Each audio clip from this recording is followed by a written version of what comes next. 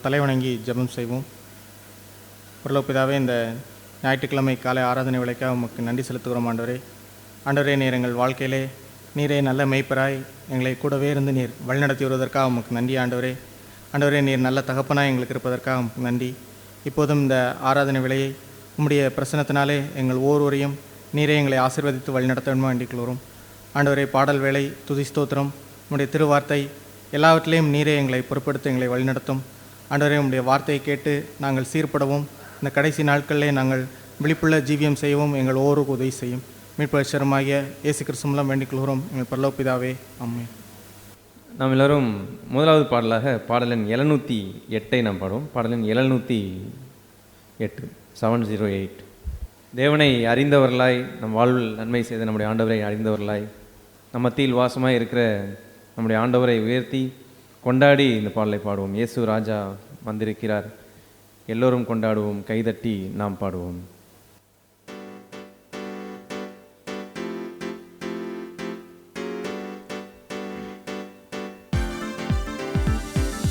இயேசு ராஜா வந்திருக்கிறார், எல்லோரும் கொண்டாடுவோம், கைதட்டி நாம் பாடுவோம். இயேசு ராஜா வந்திருக்கிறார், எல்லோரும் கொண்டாடுவோம்,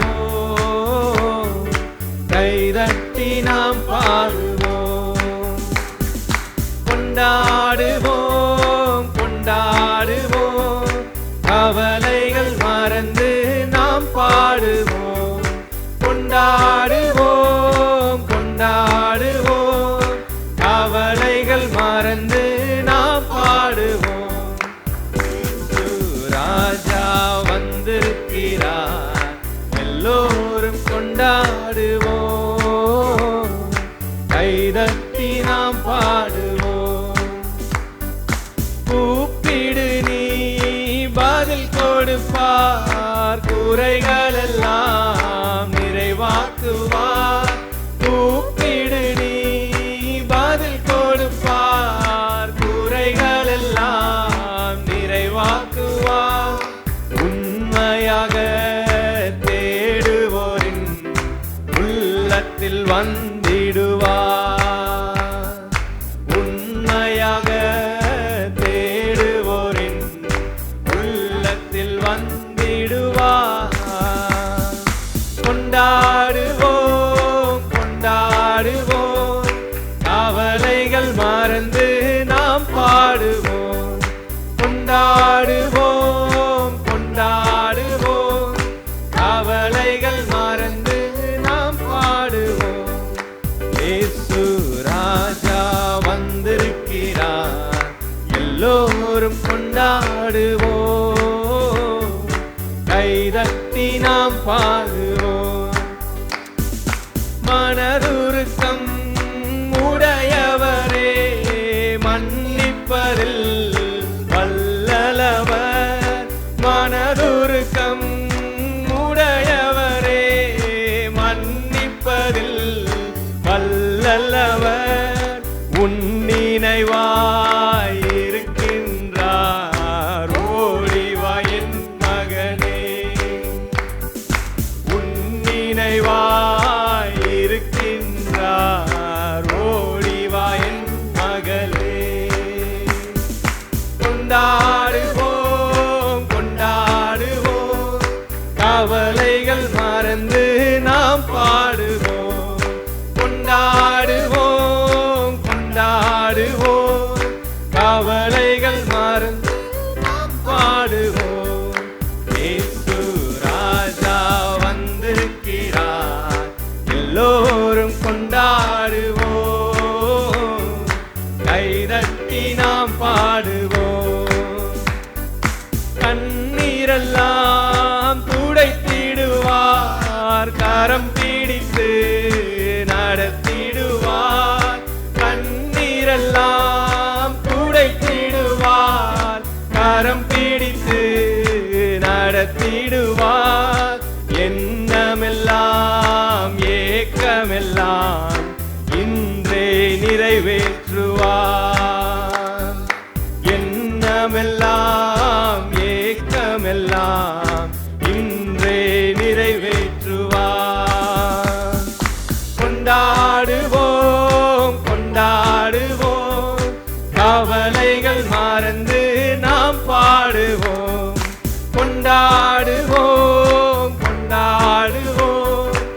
கவலைகள் மறந்து நாம் பாடுவோம். இயேசு ராஜா வந்திருக்கிறார், எல்லோரும் கொண்டாடுவோம். கைதட்டி நாம் பாடுவோம். நோய்கள் எல்லாம் நீக்கிடுவார், நொடி பொழுதே சுகம் தருவார்.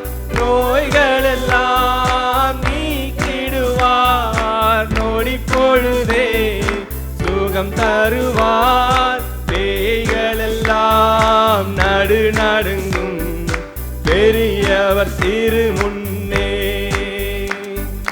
பேய்கள் எல்லாம் நடுநடுங்கும், பெரியவர் திருமுன்னே. கொண்டாடுவோம் கொண்டாடுவோம், கவலைகள் மறந்து நாம் பாடுவோம். கொண்டாடுவோம் கொண்டாடுவோம், கவலைகள் மறந்து நாம் பாடுவோம். இயேசு ராஜா வந்திருக்கிறார், எல்லோரும் கொண்டாடுவோம். கைதட்டி நாம் பாடுவோம். பாவம் எல்லாம் போக்கிடுவார், பயங்கள் எல்லாம் நீக்கிடுவார்.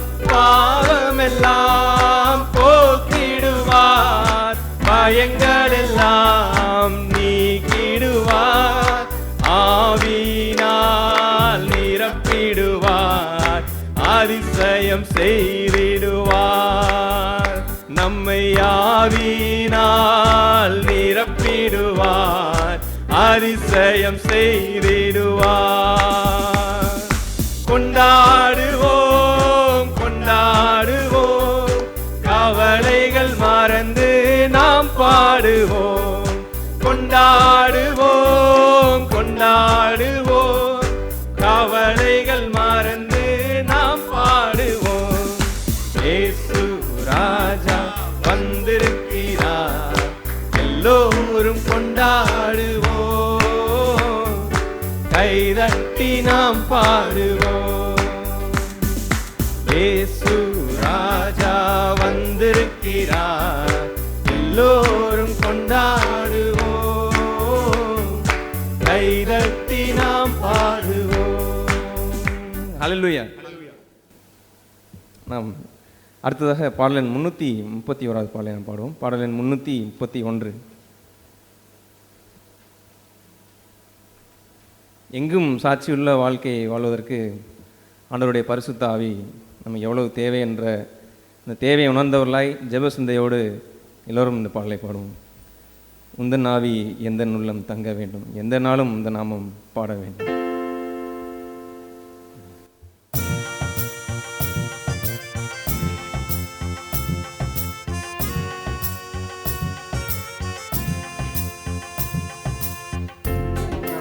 எந்த உள்ளம் தங்க வேண்டும், எந்த நாளும் உந்தன் நாமம் பாட வேண்டும். உந்தன் ஆவி எந்த உள்ளம் தங்க வேண்டும், எந்த நாளும் உந்தன் நாமம் பாட வேண்டும். உள்ளமெல்லாம் அன்பினாலே பொங்க வேண்டும், உள்ளமெல்லாம் அன்பினாலே பொங்க வேண்டும். கள்ளம் நீங்கி காலமெல்லாம் வாழ வேண்டும், கள்ளம் நீங்கி காலமெல்லாம் வாழ வேண்டும். உந்தன் ஆவி எந்தன் உள்ளம் தங்க வேண்டும், எந்த நாளும் உந்தன் நாமம் பாட வேண்டும். பாவமான ஸ்பாவம் எல்லாம் நீங்க வேண்டும், பாவமான ஸ்பாவம் எல்லாம் நீங்க வேண்டும். தேவ ஆவி தேற்றி என்றும் நடத்த வேண்டும், தேவ ஆவி தேற்றி என்றும் நடத்த வேண்டும். உந்தன் ஆவி எந்தன் உள்ளம் தங்க வேண்டும், எந்த நாளும் உந்தன் நாமம் பாட வேண்டும். ஜீவ தண்ணீர் நதியாக பாய வேண்டும், ஜீவ தண்ணீர் நதியாக பாய வேண்டும். சிலுவை வழியில் தேசமெல்லாம் வாழ வேண்டும், சிலுவை வழியில் தேசமெல்லாம் வாழ வேண்டும். உந்தன் ஆவி எந்தன் உள்ளம் தங்க வேண்டும், எந்த நாளும் முந்தன் நாமம் பாட வேண்டும். வரங்கள் கனிகள் எல்லா நாளும் பெருக வேண்டும், வரங்கள் கனிகள் எல்லா நாளும் பெருக வேண்டும். வாழ்நாளெல்லாம் பணி செய்து மடிய வேண்டும், வாழ்நாளெல்லாம் பணிகள் செய்து மடிய வேண்டும். உந்தன் ஆவி எந்தன் உள்ளம் தங்க வேண்டும், எந்த நாளும் முந்தன் நாமம் பாட வேண்டும். ஏதேன் தோட்ட உறவு என்றும் தொடர வேண்டும், ஏதேன் தோட்ட உறவு என்றும் தொடர வேண்டும். இயேசு கிறிஸ்து குரலை கேட்டு மகிழ வேண்டும், இயேசு கிறிஸ்து குரலை கேட்டு மகிழ வேண்டும். உந்தன் ஆவி எந்தன் உள்ளம் தங்க வேண்டும், எந்த நாளும் உந்தன் நாமம் பாட வேண்டும். உந்தன் ஆவி எந்தன் உள்ளம் தங்க வேண்டும், எந்த நாளும் உந்தன் நாமம் பாட வேண்டும். ஹல்லேலூயா. நம் கடைசியாக பாடல் புஸ்தகத்தில் பாடல் இல்லை. என்னை கண்டார் இயேசு என்னை கண்டார்.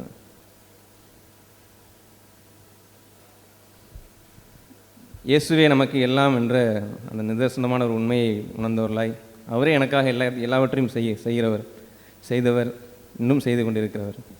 இப்படிப்பட்ட ஆண்டவரை எல்லோரும் உயர்த்தி அவரை பற்றி அறிவு உடையவர்களாக இந்த பாடலை பாடுவோம். இயேசு என் தேவன், இயேசு என் ஜீவன், இயேசுதான் எனக்கு எல்லாம் எல்லாம்.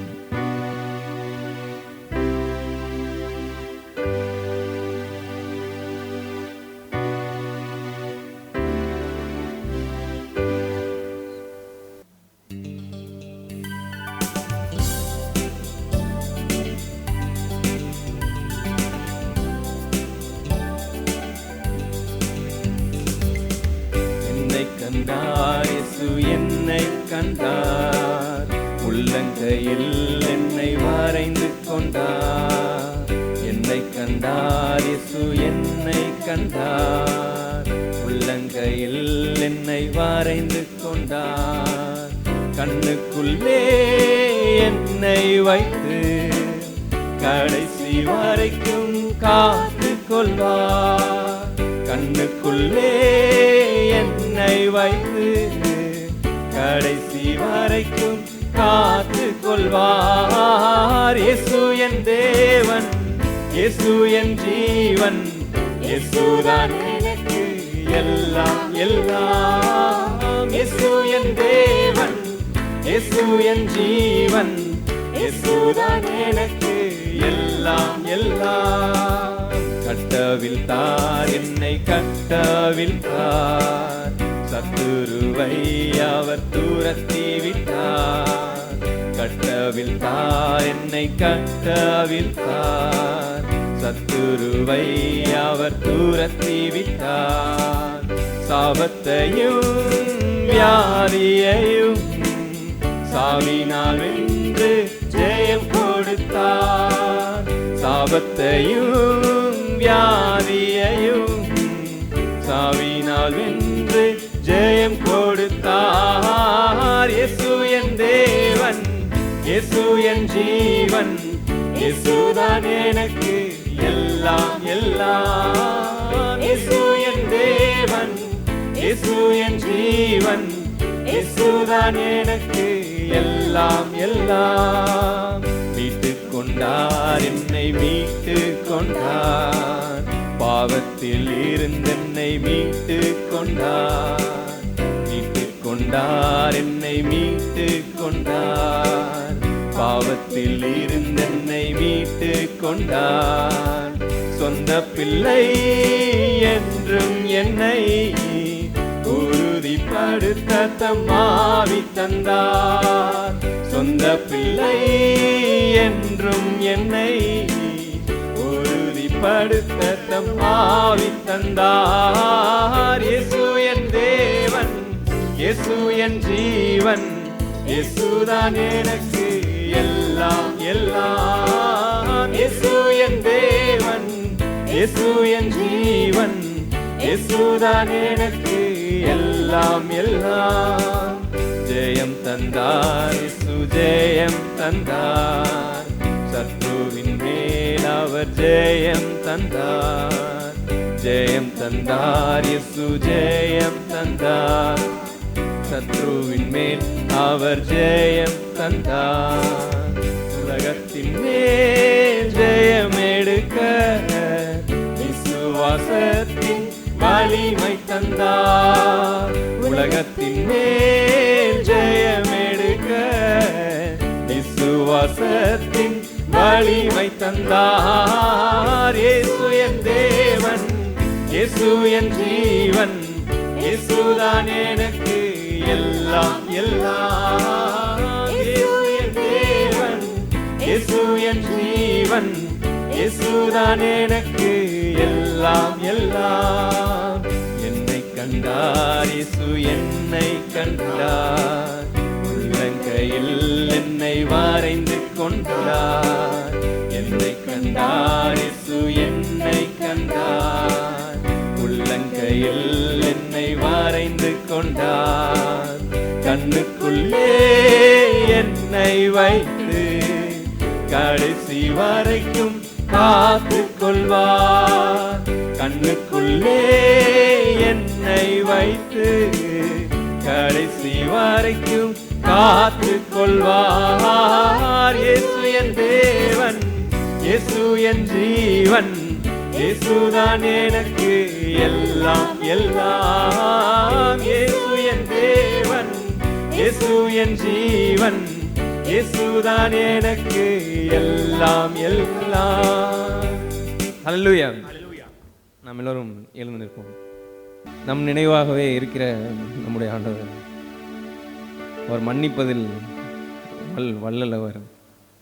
இந்த நாள் வரைக்கும் நம் மீது இரக்கமாய் மனதுருக்கத்தோடு இந்த நாள் வரைக்கும் நம்மை கைவிடாது நீடிய பொறுமையுடன் நடத்தி வருகிற நம்முடைய தகப்பன், அவரே எனக்காக யாவையும் செய்து முடித்தவர்.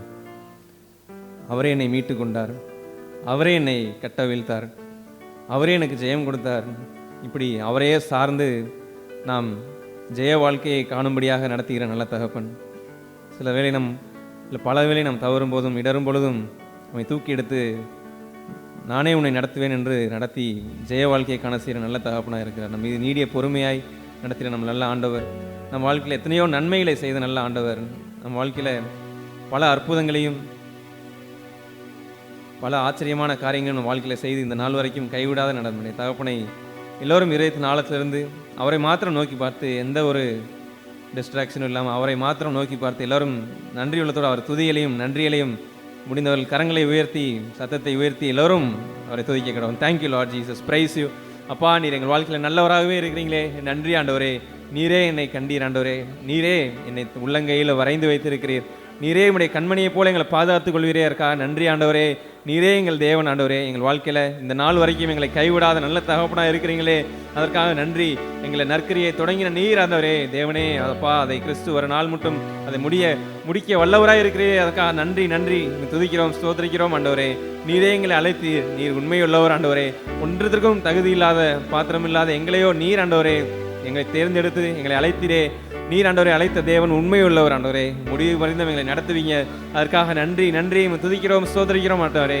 இந்த நாள் வரைக்கும் எங்கள் மீது நீர் காண்பித்த உடைய மகா இரக்கத்திற்காகவும் கிருபைக்காகவும் அப்பா, காலைதோறும் உடைய புதிய இரக்கத்தையும் கிருபையும் தந்து அப்பா புதிய நாளை காண செய்கிற உடைய தயவுக்காக நன்றி ஆண்டவரே. எங்கள் பாவங்களை எல்லாம் மன்னிக்கிறீரே, அதற்காக நன்றி. மன்னிப்பதில் வல்லலாய் இருக்கிறீரே, அதற்காக நன்றி நன்றி. இது எப்பொழுதும் எங்கள் நினைவாகவே இருக்கிறீரே, அதற்காக நன்றி ஆண்டவரே. Thank you Lord Jesus. நாங்கள் உங்களை மறந்த பொழுதும் விலகி போன பொழுதும் நீர் எங்களை தேடி வருகிற நல்ல தகப்பனாக இருக்கிறேன், நல்ல மேய்ப்பனாக இருக்கிறீங்களே, அதற்காக நன்றி. துதிக்கிறோம், ஸ்தோத்திரிக்கிறோம் ஆண்டவரே. நம்முடைய ரத்தத்தினால கழுவி எங்களை நீதிமானாக்கி நம்முடைய கிருபைக்காக நன்றி நன்றி. துதிக்கிறோம், ஸ்தோத்திரிக்கிறோம் ஆண்டவரே. நாமத்தை உயர்த்துகிறோம் அப்பா. Thank you Lord Jesus, price you Lord ஆண்டவரே. தேங்க்யூ.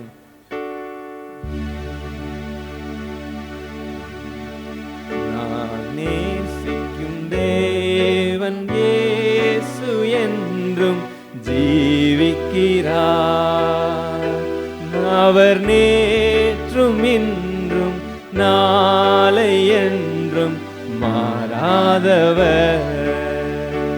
அவர் நேற்றும் இன்றும் நாளை என்றும் மாறாதவர்.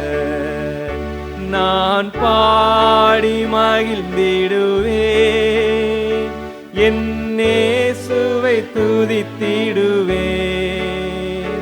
நான் பாடி மகிழ்ந்திடுவேன், என் இயேசுவை துதித்திடுவேன். என் ஜீவிய காலமெல்லாம் அவர் பாதத்தில் அமர்ந்திருப்பேன். என் ஜீவிய காலமெல்லாம் அவர் பாதத்தில் அமர்ந்திருப்பேன். பாவ நோயாளி வாடும் நேரத்தில் மருத்துவராகிடுவார். பாவ நோயாளி வாடும் நேரத்தில் மருத்துவராகிடுவார். மயங்கி விழும் பசிதனிலே மன்னாவை தந்திடுவார். மயங்கி விழும் பசிதனிலே மன்னாவை தந்திடுவார். நான் பாடி மகிழ்ந்திடுவேன், என் இயேசுவை துதித்திடுவேன். நான் பாடி மகிழ்ந்திடுவேன், என் இயேசுவை துதித்திடுவேன். என் ஜீவிய காலமெல்லாம் அவர் பாதத்தில் அமர்ந்திருப்பேன். என் ஜீவிய காலமெல்லாம் அவர் பாதத்தில் அமர்ந்திருப்பேன். நாம் ஒரு 3 சகோதரர்கள் 3 சகோதரிகள் சுருக்கமாக அந்த துதிகளையும் நன்றிகளையும் ஏறெடுப்போம். எபிரேயர் 10ஆம் அதிகாரம் எடுத்துக்கணும். எபிரேயர் 10ஆம் அதிகாரம்.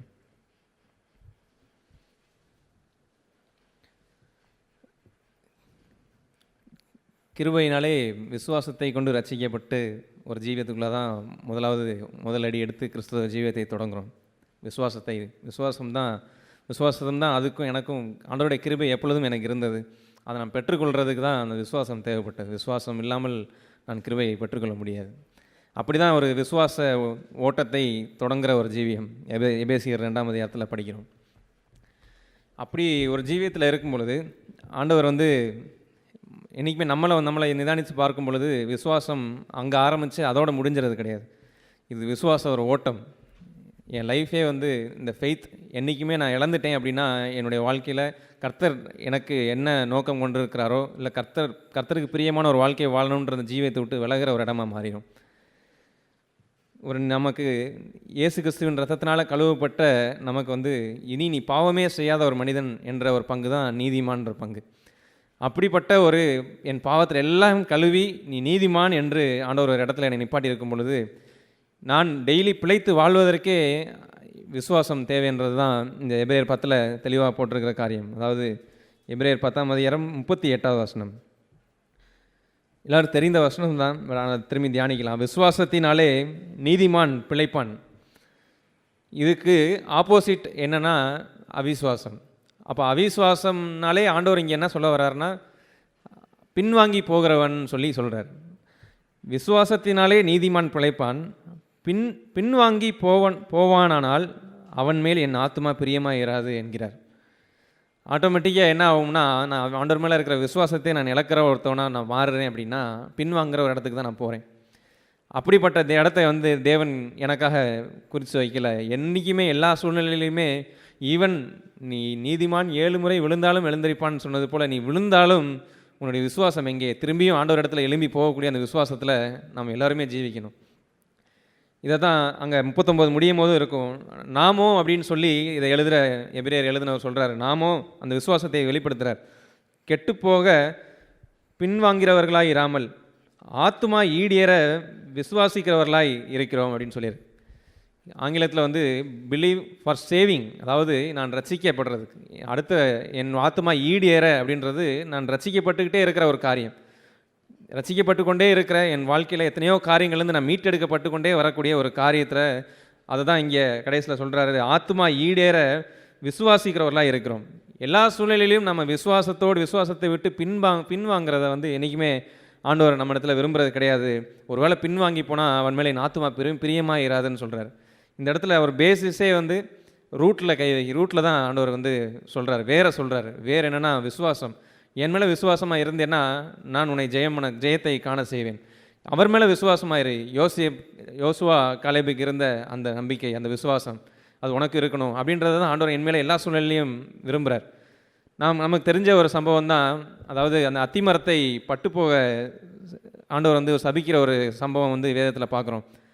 அதில் பட்டு போனதுக்கப்புறம் ஆண்டவரே நீங்கள் கனிகள் எதுவுமே இல்லாத இலைகள் மாத்திரமே இருந்த இந்த மரத்தை நீங்கள் சபிச்சு அந்த மரம் பட்டு போச்சு அப்படின்னு சொல்லி அந்த சீஷர்கள் சொல்லும் போது ஆண்டவர் திரும்ப சொல்கிறது ஹாவ் ஃபெய்த் இன் காட் அப்படின்னு சொல்கிறார். நாமவே முயற்சிக்கிற எந்த காரியத்தையுமே ஆண்டவர் விரும்புகிறதே கிடையாது. நாமவே நான் ரட்சித்து கொள்ள முடியும், நானாகவே நான் என்னை நீதிமான் ஆக்கி கொள்ள முடியும் என்ற ஒரு காரியத்தை என்றைக்குமே ஆண்டவர் விரும்புறதில்லை. என் மேலே நம்பிக்கை, என் மேலே விசுவாசமாக இரு, நான் அதை செய்வேன் என்று சொல்கிறத ஆண்டவர் விரும்புகிறார். ஹாவ் ஃபெய்த் இன் காட் அப்படின்னு சொல்லிட்டு நீ தேவன் மேலே விசுவாசமாக இரு, மனிதனால் கூடாத காரியம் தேவனால் கூடும்னு சொல்கிற அந்த இடத்த அங்கே தான் காண்பிக்கிறார். மனுஷனால் முடியாது, ஆனால் தேவனால் கூடும் அப்படின்ற ஒரு காரியம். பிலிப்பியர் 2ஆம் அதிகாரத்தை எடுத்துக்கொள்வோம். பிலிப்பியர் 2ஆம் அதிகாரம்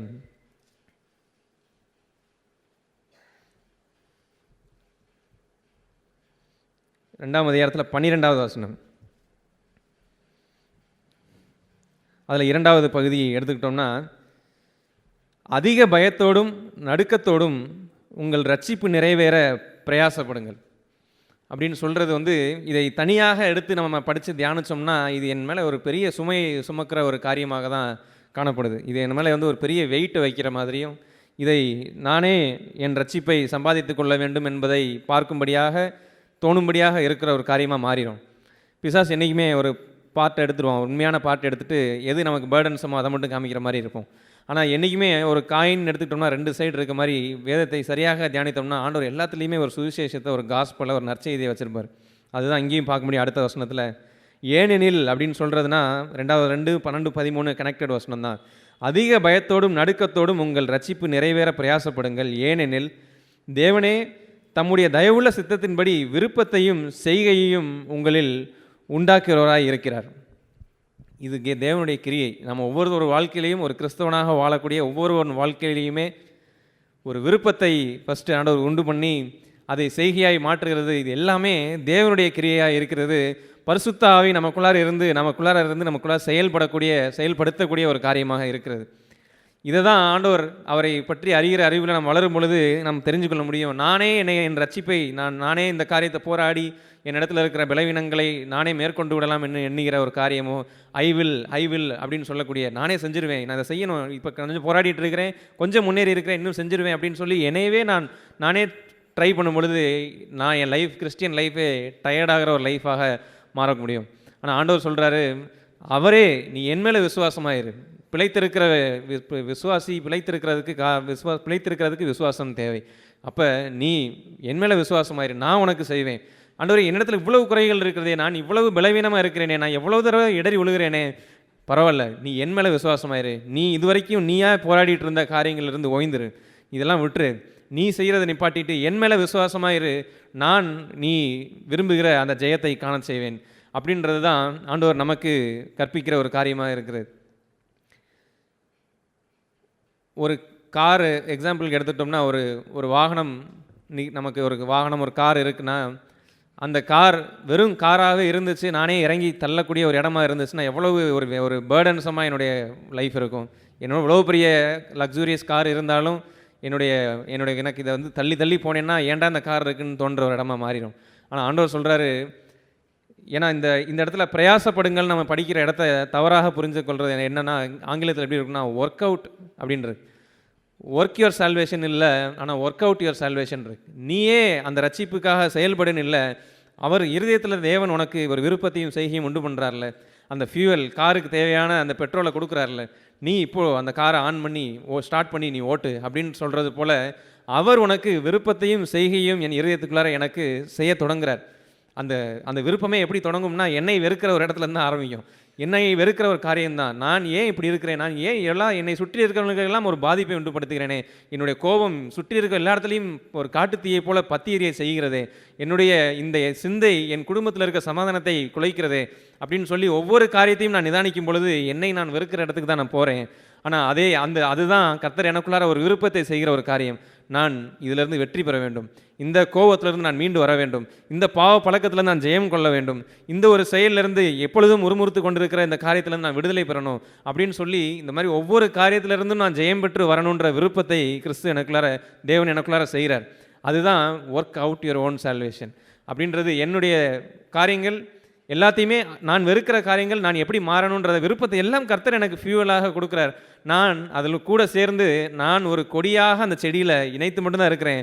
அவர் எல்லாத்தையுமே எனக்கு செய்கிறார். பரிசுத்த ஆவியானவர் என் இருதயத்தில் தேவ அன்பை ஊற்றுறார். என் மனைவியை என்னால் அன்பு கூறவே முடியலன்னு நான் நினச்சிட்டு இருந்த ஒரு வாழ்க்கையிலேருந்து மாறி, ஆண்டவரே இந்த அன்பு எங்கேருந்து எனக்கு வந்துச்சுனே தெரியல, இது உம்மால் அன்றி யாராலையும் முடியாது. எவ்வளோ நாள் நான் போராடி இருக்கிறேன் இந்த நபரை நான் அன்பு கூறணும்னு, அன்பு கூறவே முடிஞ்சதில்லை. ஆனால் இந்த நேரத்தில் இந்த நபரை நான் அன்பு கூறுறதுக்கு காரணம் பரிசுத்த ஆவியானவர் என் இருதயத்தில் ஊற்றின தேவ அன்பு. இந்த அன்புனால தான் நான் செய்ய முடிஞ்சிச்சு அப்படின்னு சொல்லி நம்ம வாழ்க்கையில் திரும்பி பார்த்தோம்னா, கர்த்தர் செஞ்ச உண்மையிலே நீங்கள் ஆண்டவரை டிபெண்ட் பண்ணி ஒரு வாழ்க்கையில் வாழ்ந்துட்டு இருந்தீங்கன்னா, இது வரைக்கும் வாழ்ந்துருந்தீங்கன்னா, திரும்பி பார்க்கும் பொழுது கர்த்தர் செய்த மகத்துவங்கள் ஏராளம், நம்மை குணப்படுத்தின காரியங்கள் ஏராளம், எத்தனையோ காரியங்கள், எத்தனையோ ஆண்டுகள் போராடி கொண்டிருந்த காரியங்கள்லேருந்து விடுதலை கொடுத்த காரியங்கள் ஏராளம். அதை தான் இங்கே பயத்தோடும் நடுக்கத்தோடும் போட்டிருக்கு. நம்ம எப்படி நினச்சக்கூடாதுன்னா, ஒரு கடினமான ஒரு தேவனுக்கு நான் பயந்து நடுங்கி என்னை அடிமைத்தனப்படுத்தி வச்சிருக்கிறாருன்னு அர்த்தம் இல்லை. தேவன் யாருன்றதை நான் பார்க்கணும். ஏன்னா அதை தான் இந்த ஃபியர் அண்ட் ட்ரெம்பிளிங்கிற வார்த்தையை தவறாக மிஸ்இன்டர்பிரேட் பண்ணிடக்கூடாது.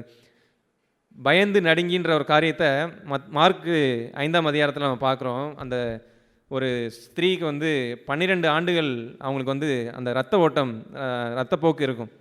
அப்படிப்பட்ட ஸ்திரீ ஆண்டவருடைய அந்த அவங்களுடைய துணியை ஓரமாக தொட்டால் நான் குணமடைய முடியும்னு சொல்லி விசுவாசித்து அந்த விசுவாசத்தின்படி ஒரு செய்கையாக அவங்க போய் தொட்டாங்க. அந்த வல்லமை புறப்பட்டு போச்சு.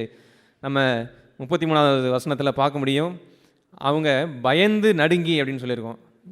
ஆண்டவருக்கு அவர் என்னை கொன்று போட்டுருவார்னு பயப்படலை. அவங்க அந்த மகத்துவத்தை அவங்க பார்த்தாங்க. ஆண்டவர் எனக்கு அவர் செய்த அந்த மகத்துவத்தை கண்டு அந்த ரெவரன்ஸ், ஆண்டவர் மேலே இருக்கிற அந்த அன்பு நிமித்தம் அதை வெளிக்காட்டவே முடியாத ஒரு காரியம்தான் ஃபியர் அண்ட் ட்ரெம்பிளிங். ஏன்னா அப்படிப்பட்ட வல்லமையுள்ள தேவன் எனக்குள்ளார விருப்பத்தை உண்டு பண்ணுறாரா, நீ எப்படி கேடுகட்டு போன்னு சொல்லி என்னை விட்டுட்டு போயிருக்கலாம், ஆனால் என்னுடைய ரட்சிப்பை அவர் நிறைவேற்றும்படியாக அவர் எனக்குள்ளார விருப்பத்தையும் செய்கையும் உண்டு பண்ணுறார்.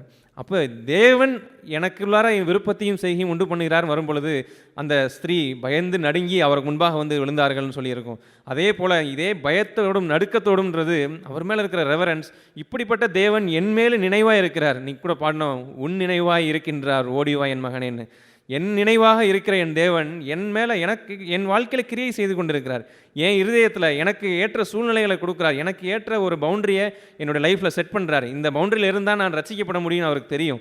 இந்த பவுண்டரிக்குள்ளார இருந்து நீ ரசிக்கப்பட முடியும்னு அவருக்கு தெரிஞ்சனால தான், நான் விரும்பலைனாலும் பரவாயில்ல, அது உன் நன்மைக்காக தான் அப்படின்னு சொல்லி ஒரு அழகான ஒரு பவுண்டரியை, என் குடும்பமாக இருக்கலாம், வேலை ஸ்தலமாக இருக்கலாம், சபையாக இருக்கலாம், எல்லா காரியங்களையும் அவர் அழகான ஒரு பவுண்டரியை வச்சு இதற்குள்ளார இருந்து நீ என்னை தடவியாகிலும் என்னை கண்டு நீ ரசிக்கப்பட்டு உள்ளே வந்துடணும், நீ ரட்சிப்படையணும் அப்படின்றது தான் ஆண்டவர் விரும்புகிறார். இந்த வாழ்க்கை ஒரு எவ்வளவு மேன்மையான வாழ்க்கைன்றதை நம்ம கொஞ்சம் நிதானித்து பார்க்கணும். ஏன்னா தேவன் என்னை எவ்வளவு விசேஷத்தோனாக அந்த பூமியில் வச்சிருக்கிறான்றதுக்கு காரணம் அவர் என்னோடு இருக்கிறனால தான். நம்ம பாடுவோம், அவர் தான் நான் தேவா நான் எதினால் விசேஷித்தவன், நீர் என்னோடு இருப்பதனால், நீர் என்னோடு வருவதினால் அப்படின்னு சொல்கிறது மாதிரி தான் ஆண்டவர் எல்லா காரியங்கள்லையும் அவர் ஏன் கூட இருந்து தேவனே என் இதயத்தில் விருப்பத்தை உண்டு பண்ணுறாருன்னா அது எவ்வளோ பெரிய விஷயம். நான் அற்பமான அற்பமான ஒரு மனிதனாகிய என்னை அவர் நேசித்து உன் இதயத்தில் நான் விருப்பத்தை உண்டு பண்ணுறேன், அடுத்து அதை செய்கையாக மாற்றுவேன் அப்படின்னு சொல்லி திரும்பி பார்க்கும்படியாக பயந்து நடுங்கின்றது அந்த ரெவரன்ஸோடு ஆண்டவர் மேலே வைத்திருக்கிற அன்பு நிமித்தம் நாம் எல்லா காரியங்களையும் நாம் செயல்படுத்துவோம். எனக்கு வேல்யூ பண்ணி ஒரு எம்டியாக ஒரு யூஸ்லெஸ்ஸாக இருந்த அந்த காருக்கு ஒரு பெட்ரோலை ஊற்றுறாரே, நான் இந்த காரை ஊட்டிட்டு போய் நான் நன்மை செய்கிறவனாக இருக்கணும். அதை தான் எபேசியர் 2 படிக்கிறோம். அவர் கிருபையினாலே நம்ம ரட்சிக்கப்பட்டோம், இது தேவனுடைய ஈவுன்னு சொல்லிட்டு நற்கிரியை செய்கிறதுக்காக நம்மளை ஆண்டவர் வந்து தெரிஞ்சிருக்கிறான்னு சொல்லி 10வது வசனத்தில் வரும். நாம் நற்கிரியை செய்கிறதுக்காக தான் ஆண்டவர் நம்மை ஒரு கிறிஸ்துவுக்குள்ளாக ஒரு புது சிருஷ்டியாக ஆண்டவர் வச்சிருக்கிறார். இப்படிப்பட்ட தேவன் இருக்கும் பொழுது நம்ம இங்கே 3வது பாட்டில் பாடினோம், என்னை கண்டார், அவர் மீட்டு கொண்டார், என்னை கட்டவிழ்த்தார் அப்படின்னு சொல்லி எல்லாமே என்னென்னா எல்லாமே அவரே தான் செஞ்சார். நான் அவரை சார்ந்திருக்கிறது மட்டும்தான் என்னுடைய பார்ட். நான் அவரை டிபெண்ட் பண்ணி இருக்கிறது மட்டும்தான் என்னுடைய பார்ட். அவர் மேலே இருக்கிற விசுவாசம் குன்றி போகாமல், நான் அவர் மேலே இருக்கிற விசுவாசத்துலேருந்து பின்வாங்கி போயிடறவனா இல்லாமல், அவர் என் மேலே இந்த காரியம் இந்த சூழ்நிலையெல்லாம் பார்க்கும் பொழுது எல்லாமே விலகி போனது போல், நான் நினச்சதெல்லாம் மாறி எல்லாமே தாறுமாறாக நடக்கிற மாதிரி தான் இருக்குது. ஆனால் இந்த சூழ்நிலையும் ஆண்டவரே நான் உண்மை நம்புவேன், நீங்கள் என்னை அழைத்தவர் நீர் உண்மையுள்ளவர், என்னை முடிவு பறிந்த வழி நடத்துவீங்க அப்படின்ற அந்த விசுவாசம் நாம் தேவன் மேலே வைத்திருக்கிறோமா என்பதை நாம் எல்லோருமே சோதித்து பார்க்கணும். இதே பிலிப்பியரில் முதல் அதிகாரத்தில் அவர் சொல்லுவார், என்றைக்குமே என்னுடைய வாழ்க்கையில் ஒரு ஆதாரமாக இருக்கிற ஒரு காரியம் அதுதான், தகுதியற்ற நான்ன்றது உண்மைதான், ஆனால் அவர் தான் என்னை தெரிஞ்சு கொண்டார். அவர் என் வாழ்க்கையில் நற்கிரியை தொடங்கிட்டார். அப்படி தொடங்கிட்டார்னா அவர் கிறிஸ்துவர் தேவனே, அது கிறிஸ்துவர் நாள் வரும் மட்டும் அது முடிக்க வல்லவராக இருக்கிறார்ன்ற அந்த காரியம் என் வாழ்க்கையில் ஒரு அடிப்படையான ஒரு ஃபவுண்டேஷனாக என் வைத்திருக்கிறேன். இதை இங்கே பார்க்குறோம் 3வது வசனத்தில் சுவிசேஷம் உங்களுக்கு 1வது அதிகாரம் 3வது வசனம் பிலிப்பியர், சுவிசேஷம் உங்களுக்கு அறிவிக்கப்பட்ட நாள் முதல் இதுவரைக்கும் நீங்கள் அதற்கு உடன்பட்டவர்களானபடியால் அப்படின்னு சொல்லி அவர் ஒரு கண்டிஷனில் வருது தான். அந்த காஸ்பலுக்கு நாங்கள் உடன்பட்டவர்களாய் உள்ள ஒரு பங்கில் இருக்கிறோம். 5வது வசனத்தில் பார்க்குறோம், உங்களில் நற்கிரியையை தொடங்கினவர் அதை இயேசு கிறிஸ்துவின் நாள் பரியந்த முடிய நடத்தி வருவார் என்று நம்பி அப்படின்னு சொல்கிறார். இது எப்படிப்பட்ட தேவனை பெற்ற ஒரு அறிவாக இருக்கிறது. நான் அநேக நேரத்தில் சில காரியங்களை தவறும் பொழுது இடரும் பொழுது நான் எவ்வளவு சந்தோஷமான ஒரு வாழ்க்கையில் போயிட்டு இருக்கும் பொழுது சில சமயம் என் மாம்சத்திலிருந்து அது கிரியை வெளிப்படும் பொழுது நானா இப்படி செஞ்சேன் அப்படின்னு சொல்லி என்னை வெட்கத்துக்கு உள்ளாக தள்ளக்கூடிய சில காரியங்களை வெளியே வரும் பொழுது நான் நிறைய நேரம் சோர்ந்து போயிருக்கிறேன். ஆனால் அந்த காரியத்தை என்றைக்குமே ஆண்டவர் ஒரு வெளியே கொண்டு வராருன்னா, அந்த சர்ப்பத்தை கொண்டு பவுல் நேராக போய் தீயில காண்பிச்சார்ல அந்த தீவில், அதே போல தான் என் வாழ்க்கையிலையும் உன் வாழ்க்கையிலேருந்து ஒன்று வெளியே வருதுன்னா அது உன்னை சோர்வடைய செய்கிறது கிடையாது, உன் ரட்சிப்பு நிறைவேறும்படியாக அந்த காரியத்தை கொண்டு போ. உண்மைதான், அது வெறுக்கத்தக்க ஒரு காரியம்தான். அந்த வெறுக்கத்தக்க காரியத்தை கொண்டு போய் அந்த அக்கினியில் காண்பிச்சிரு, அந்த பாம்பும் செத்து போயிடும், அது உன்னை பாதிக்கவும் செய்யாது என்ற அப்படிப்பட்ட ஒரு காரியத்தை தான் ஆண்டவர் என் வாழ்க்கையில் செய்ய விரும்புகிறார். ஆண்டவர் என்றைக்குமே என்னை சோர்ந்து போகிறதுக்கும் டிஸ்கரேஜ்மெண்ட்டில் உட்கார்றதும் கர்த்தர் சித்தமே கிடையாது. அவர் செய்கிறது எல்லாமே என் நன்மைக்காக மட்டும்தான். அவர் என் இடத்துல நற்கிரியை தொடங்கினார், அவர் என்னை முடிவு பறிந்து நடத்துவார். இந்த விசுவாசம் நமக்குள்ளார இருக்கிறதா? இல்லை நான் போராடிட்டு இருக்கேன், நான் இன்னும் கொஞ்சம் செஞ்சுட்டு இருக்கிறேன்னு சொல்லி என்னுடைய கிரியைகள்னால நான் என் மேன்மை பாராட்டி கொண்டு இருக்கிறேனா, இல்லை என்னுடைய கிரியைகள்னால நானே சோர்ந்து போய் உட்காந்துருக்கிறேனான்றதை நிதானித்து பார்த்து, தேவனே என்னை அழைத்தவர், மை காட் இஸ் ஃபெய்த்ஃபுல், நான் அவர் மேலே என் விசுவாசத்தை வைக்கிறேன், அவர் தான் செடி, நான் வெறும் கொடி தான், அவரே ஜெய வாழ்க்கையை காண செய்வார். அப்படிப்பட்ட ஒரு விசுவாச ஜீவியம் நம் வாழ்க்கையில் எல்லாருடைய வாழ்க்கையிலையும் இருக்குதான் என்பதை சோதித்து பார்த்து, நம் சபையாய் இப்படிப்பட்ட ஒரு விசுவாசம் உள்ளவர்களை வாழ்ந்தோம்னா எந்த சூழ்நிலையாக இருந்தாலும் சரி, எவ்வளவு காரியங்கள் நான் இதுக்கு முன்னாடி என் வாழ்க்கையில் எவ்வளவோ காரியங்கள் பழக்கங்கள்லேருந்து நான் போராடிட்டு இருந்தேன், அதிலிருந்து விடுதலை கொண்டு வந்து இங்கே எப்படி நிப்பாட்டி இருக்கிறாரு. இவ்வளவு தூரம் கொண்டு வந்த என் தேவன் இப்படியே உன்னை பாதியிலே விட்டுட்டு போகிறதுக்காண்டி விடலை, இன்னும் நடத்துவார், முடிவு வரைந்து நடத்துவார். இங்கேயே என்னுடைய அவிசுவாசத்தினால பின்வாங்கி போவேனானால் என் மேல் அவருடைய ஆத்துமா பிரியமாக இராது. நம்ம எபிரேயரில் படித்தது மாதிரி விசுவாசத்தினால தான் நீதிமான் பிழைப்பான். அவிசுவாசம் என்ற ஒரு பங்கு எனக்கு வந்து தேவன் மீது முறுமுறுக்க செய்கிற ஒரு காரியத்தை பிசாசு நம் மனதை கரைப்படுத்தியிருப்பான்னா நம்ம பின்வாங்கி போகிற ஒரு இடத்துக்கு போயிடுவோம். நான் தேவனை உண்மையாக கரெக்டாக நான் அண்டர்ஸ்டாண்ட் பண்ணியிருந்தேன்னா, if I have the right knowledge of God, அவர் எனக்கு எல்லாற்றையும் செய்வார், அவர் பார்த்துக்கொள்வார். உண்மைதான், நான் இப்போ பாவி தான், என் மீது ஃபுல்லாக கரை தான் இருக்குது. ஆனால் தேவனே நான் இடத்துல வரேன், நீங்கள் மட்டும்தான் என்னை சுத்திகரிக்க முடியும், நீங்களே என்னை சாங்டிஃபை பண்ணுங்கள், இந்த காரியத்துலேருந்து விடுதலை பண்ணுங்கள். எனக்கு ஒரு தடவை நான் கழுவிட்டேன்னா அடுத்து நான் கழுவவே கூடாதுன்ற மாதிரி நான் ஒரு மைண்ட் செட்டில் போயிடக்கூடாது. பேதுரு சொன்னார், என்னிடத்துல அவர் காலை கழுவு வரும்போது சொல்லுவார், ஆண்டவர் நீங்கள் எப்படி என் காலை தொட முடியும் அப்படின்னு சொல்லி அவர் கேட்பார். என்னிடத்துல கழுவாதவனுக்கு என்னிடத்துல பங்கு இல்லை அப்படின்னு சொல்லி ஆண்டவர் சொல்லுவார். என்னுடைய ஆண்டவர் இடத்துல நான் போய் என்னை சுத்திகரித்து கொள்வதும், நான் சாங்டிஃபை ஆகிறது, சுத்திகரிக்கப்படக்கூடிய ஒரு ஜீவியத்தை கர்த்தர் இந்த பூமியில் வச்சிருக்கிறார். அவரே அந்த காரியத்தில் ஒவ்வொரு காரியத்திலையும் விருப்பத்தையும் செய்கையும் உண்டு பண்ணுவார். எனக்கு நல்லா ஞாபகம் இருக்குது, சில ஆண்டுகளுக்கு முன்பாக நான் மேரேஜுக்கு முன்பாக தங்கியிருந்த ஒரு ரூமில் ஒரு சகோதரன், இளைய சகோதரன் ஒருத்தர் இருந்தார். அப்பொழுது நிறைய பொறுமையற்ற தன்மை என் வாழ்க்கையில் இருந்ததெல்லாம் அவர் கண்டிருக்கிறார். அப்புறம் ஒரு 6 மாத காலம் நான் திரும்ப மதுரைக்கு இங்கே கொஞ்ச நாள் வர வேண்டி இருந்துச்சு அந்த கொரோனா டைமில். அப்பொழுது எல்லாம் முடிஞ்சு திரும்பியும் நான் வேலைக்கு சென்னைக்கு போகும்பொழுது அந்த அந்த 6 மாத காலங்களில் எத்தனையோ போராட்டம், எத்தனையோ வீழ்ச்சிகளை நான் சந்தித்தேன். ஆனால் என்றைக்குமே நான் அப்படியே பின்வாங்கி போயிடுற ஒரு இடத்துல போக முடியல. என்னால் எங்காண்டவரே போக முடியும். நான் வாழ்க்கை அழிஞ்சு போகிற ஒரு இடத்துல இருந்தேன். அங்கேருந்து என்னை தூக்கி எடுத்து இங்கே கொண்டு வந்து நிப்பாட்டிருக்கீங்க. அவரை விட்டு என்னால் எங்கே போக முடியும்? அதுதான் என்னுடைய ஜீவியம். இன்று வரைக்கும் அதுதான் என் ஜீவியம். முடிவு பிறந்தும் அப்படி தான் என் ஜீவியம் இருக்கணும்னு நான் நம்புகிறேன். அப்படிப்பட்ட ஒரு இடத்துல இருந்த நான் சுத்திகரித்து கொண்டே இருந்த ஒரு காரியத்தில் இருந்தேன். போராடினேன். எவ்வளவோ ஃபெயிலியர்ஸ். அப்படி இருந்து அந்த 6 மாதங்களுக்கு கழித்து நான் அங்கே சென்னையில் அங்கே போகும்பொழுது, நீங்கள் தலையில மாறிட்டீங்களேனே அப்படின்னு சொல்லி அந்த நபர் என்கிட்ட சொன்னார். அப்பொழுது நான் யோசித்தேன், ஆண்டவர் எனக்குள்ளார ஒரு கிரியையை செஞ்சிட்ருக்கார். நான் ஃபெயில் ஆனாலும் எவ்வளோ ஃபெயில் ஆனேன், ஆனால் உண்மைதான்.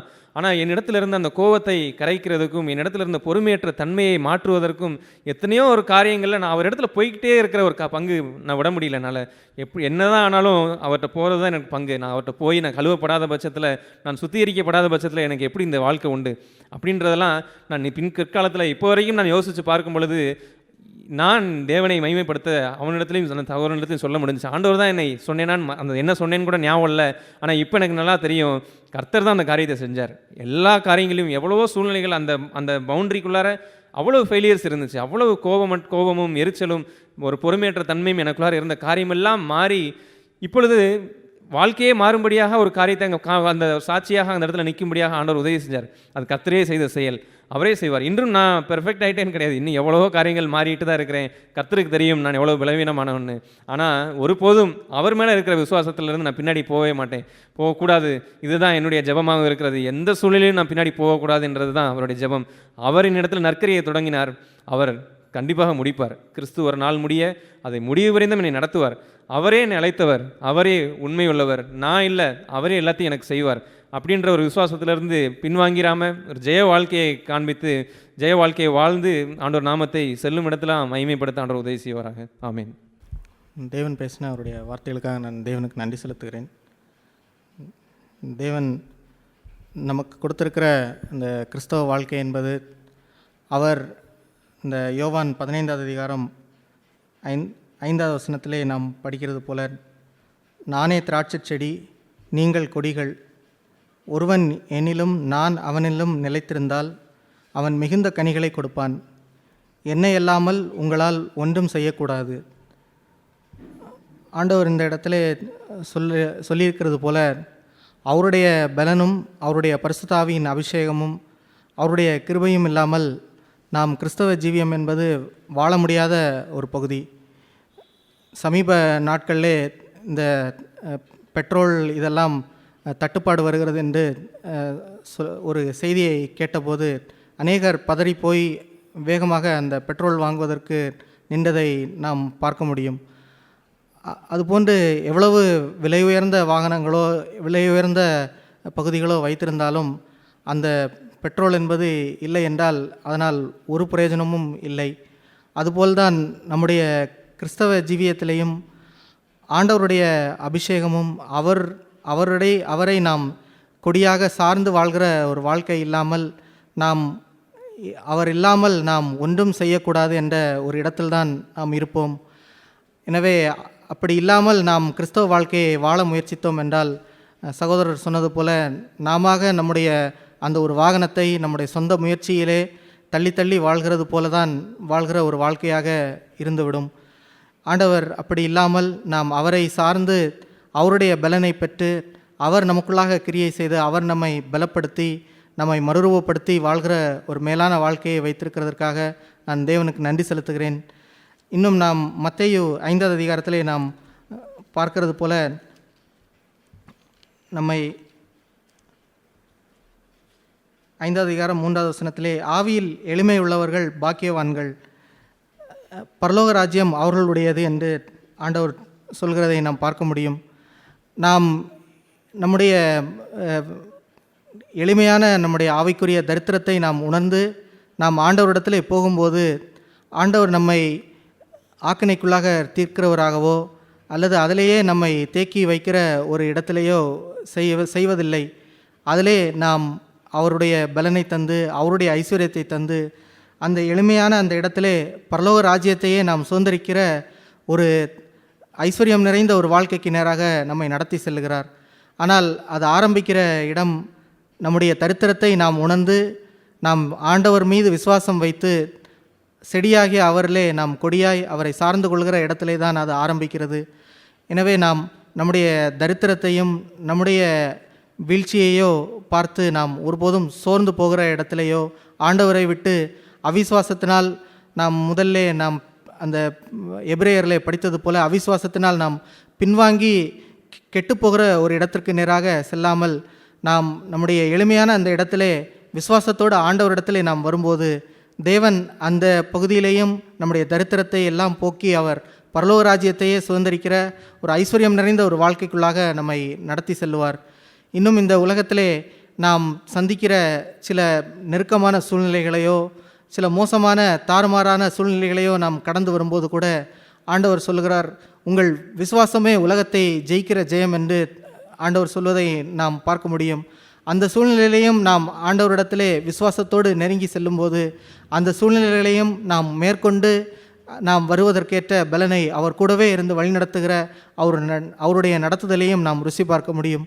எனவே நம்முடைய வாழ்க்கையிலே தேவன் வைத்திருக்கிற இப்படிப்பட்ட மேலான இந்த வாழ்க்கையை ஒருபோதும் நாம் அவிசுவாசத்தினாலே பின்வாங்கி கெட்டுப்போகிற ஒரு இடத்திற்கு நேராக செல்லாமல் எப்போதும் நாம் விசுவாசத்தோடு நாம் எந்த சூழ்நிலையிலையும் நாம் அவரிடத்திலே செல்லும்போது தேவன் அதில் பரலோக ராஜ்யத்தையே நாம் சுதந்திரிக்க நமக்கு உதவி செய்வார். ஆமேன். Praise Lord. சகோதரர்கள் மூலமாக தேவன் பேசின வார்த்தைகளுக்காக தேவனுக்கு நன்றி உள்ளவனாக இருக்கேன். நம்ம வாட்ச அந்த பிலிப்பியர் 2ஆம் அதிகாரம் 12வது வசனத்தில் பின்பகுதி, அதிக பயத்தோடும் நடுக்கத்தோடும் உங்கள் ரட்சிப்பு நிறைவேற பிரயாசப்படுங்கள் அப்படின்னு சொன்னது சகோதரர் எடுத்து காமிச்சது மாதிரி கூட அந்த பயம் நடுக்கன்றது தேவன் தூக்கி வச்ச பாத்திரங்கள் மாதிரி. வேதத்தில் அநேக பாத்திரங்களை நம்ம பார்த்துருக்கோம், அநேக நபர்களை பார்த்துருக்கோம். அவங்களாம் தேவன்கிட்டயே நற்பெயர் வாங்கினவங்க கூட தேவன் என்னை அடிச்சிருவார் கொன்றுவார் அந்த மாதிரி பயந்ததெல்லாம் கிடையாது. அது எதுக்காக அந்த பயம் நடுக்கொள்ளா வரணுன்றது அதுக்கு மேலேயே அழகாக இயேசு கிறிஸ்துவில் இருந்த சிந்தையை உங்களில் இருக்க கடவுதுன்னு சொல்லும்போது எப்படி சொல்லுவார்னா, தேவனுடைய சாயலாக இருந்தும் அதை கொள்ளையாடின பொருள் இல்லாமல் தேவனுடைய சித்தத்தை மட்டும், அவர் பரலோகத்தில் இருந்தார். இயேசு கிறிஸ்துவ பூமிக்கு வர்றதுக்கு முன்னாடி பரலோகத்தில் இருந்தார். அங்கே அவர் கீழ்ப்படுகிறவராக இல்லாமல் இங்கே வந்தோடனே பூமிக்கு வந்தோடனே பூமியில் இறங்கினோடனே அவர் செஞ்ச முதல் விஷயம் அவருக்கு கீழ்ப்படுகிறது தான் அங்கே ஆரம்பித்தார். அங்கே அழகாக அவர் மனுஷரூபமாய் காணப்பட்டு மரணபந்தியம் 8வது வசனம், அவர் மனுஷரூபமாய் காணப்பட்டு மரணபரியந்தம், அதாவது சிலுவையின் மரணபரியந்தமும் கீழ்ப்படிந்தவராகி தம்மை தாமே தாழ்த்தினார். அந்த தாழ்த்துற ஒரு விஷயந்தான், அந்த என்னோடய சுயம் வெளியே வந்துடக்கூடாதுன்ற அந்த பயம்தான், அந்த நடுக்கம்தான். அது என்னோடய விசுவாசத்தை எப்பயுமே குலைச்சி போடுற ஒரு விஷயமாக தான் இருக்கும்.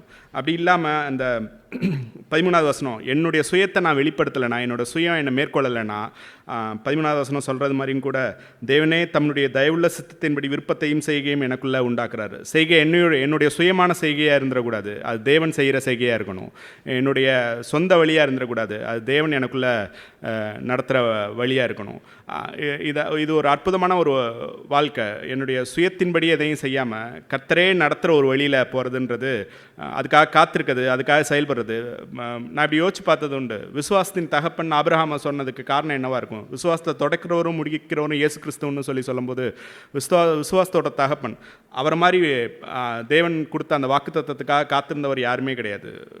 ஆல்மோஸ்ட் அவருடைய வாழ்க்கை முடிய போகிற டயத்தில் அவருக்கு பிள்ளையை கொடுக்குறாரு. ஆனால் ப்ராமிஸ் பண்ணது 75 வருஷத்தில் 75வது வயசில் கொடுத்தது. அதுக்கப்புறமேட்டு ஒரு 25 வருஷம் கழிச்சு அவரையும் பலி செலுத்த சொல்லும் போதும் அவர் முன் வந்து என் தேவனை எனக்கு என்ன செஞ்சாலும் அது நன்மையானதாக இருக்கும், அதில் தீமை ஒன்றுமே இருக்காது அப்படின்னு சொல்கிறதெல்லாம் ரொம்ப அற்புதமான ஒரு விஷயம்.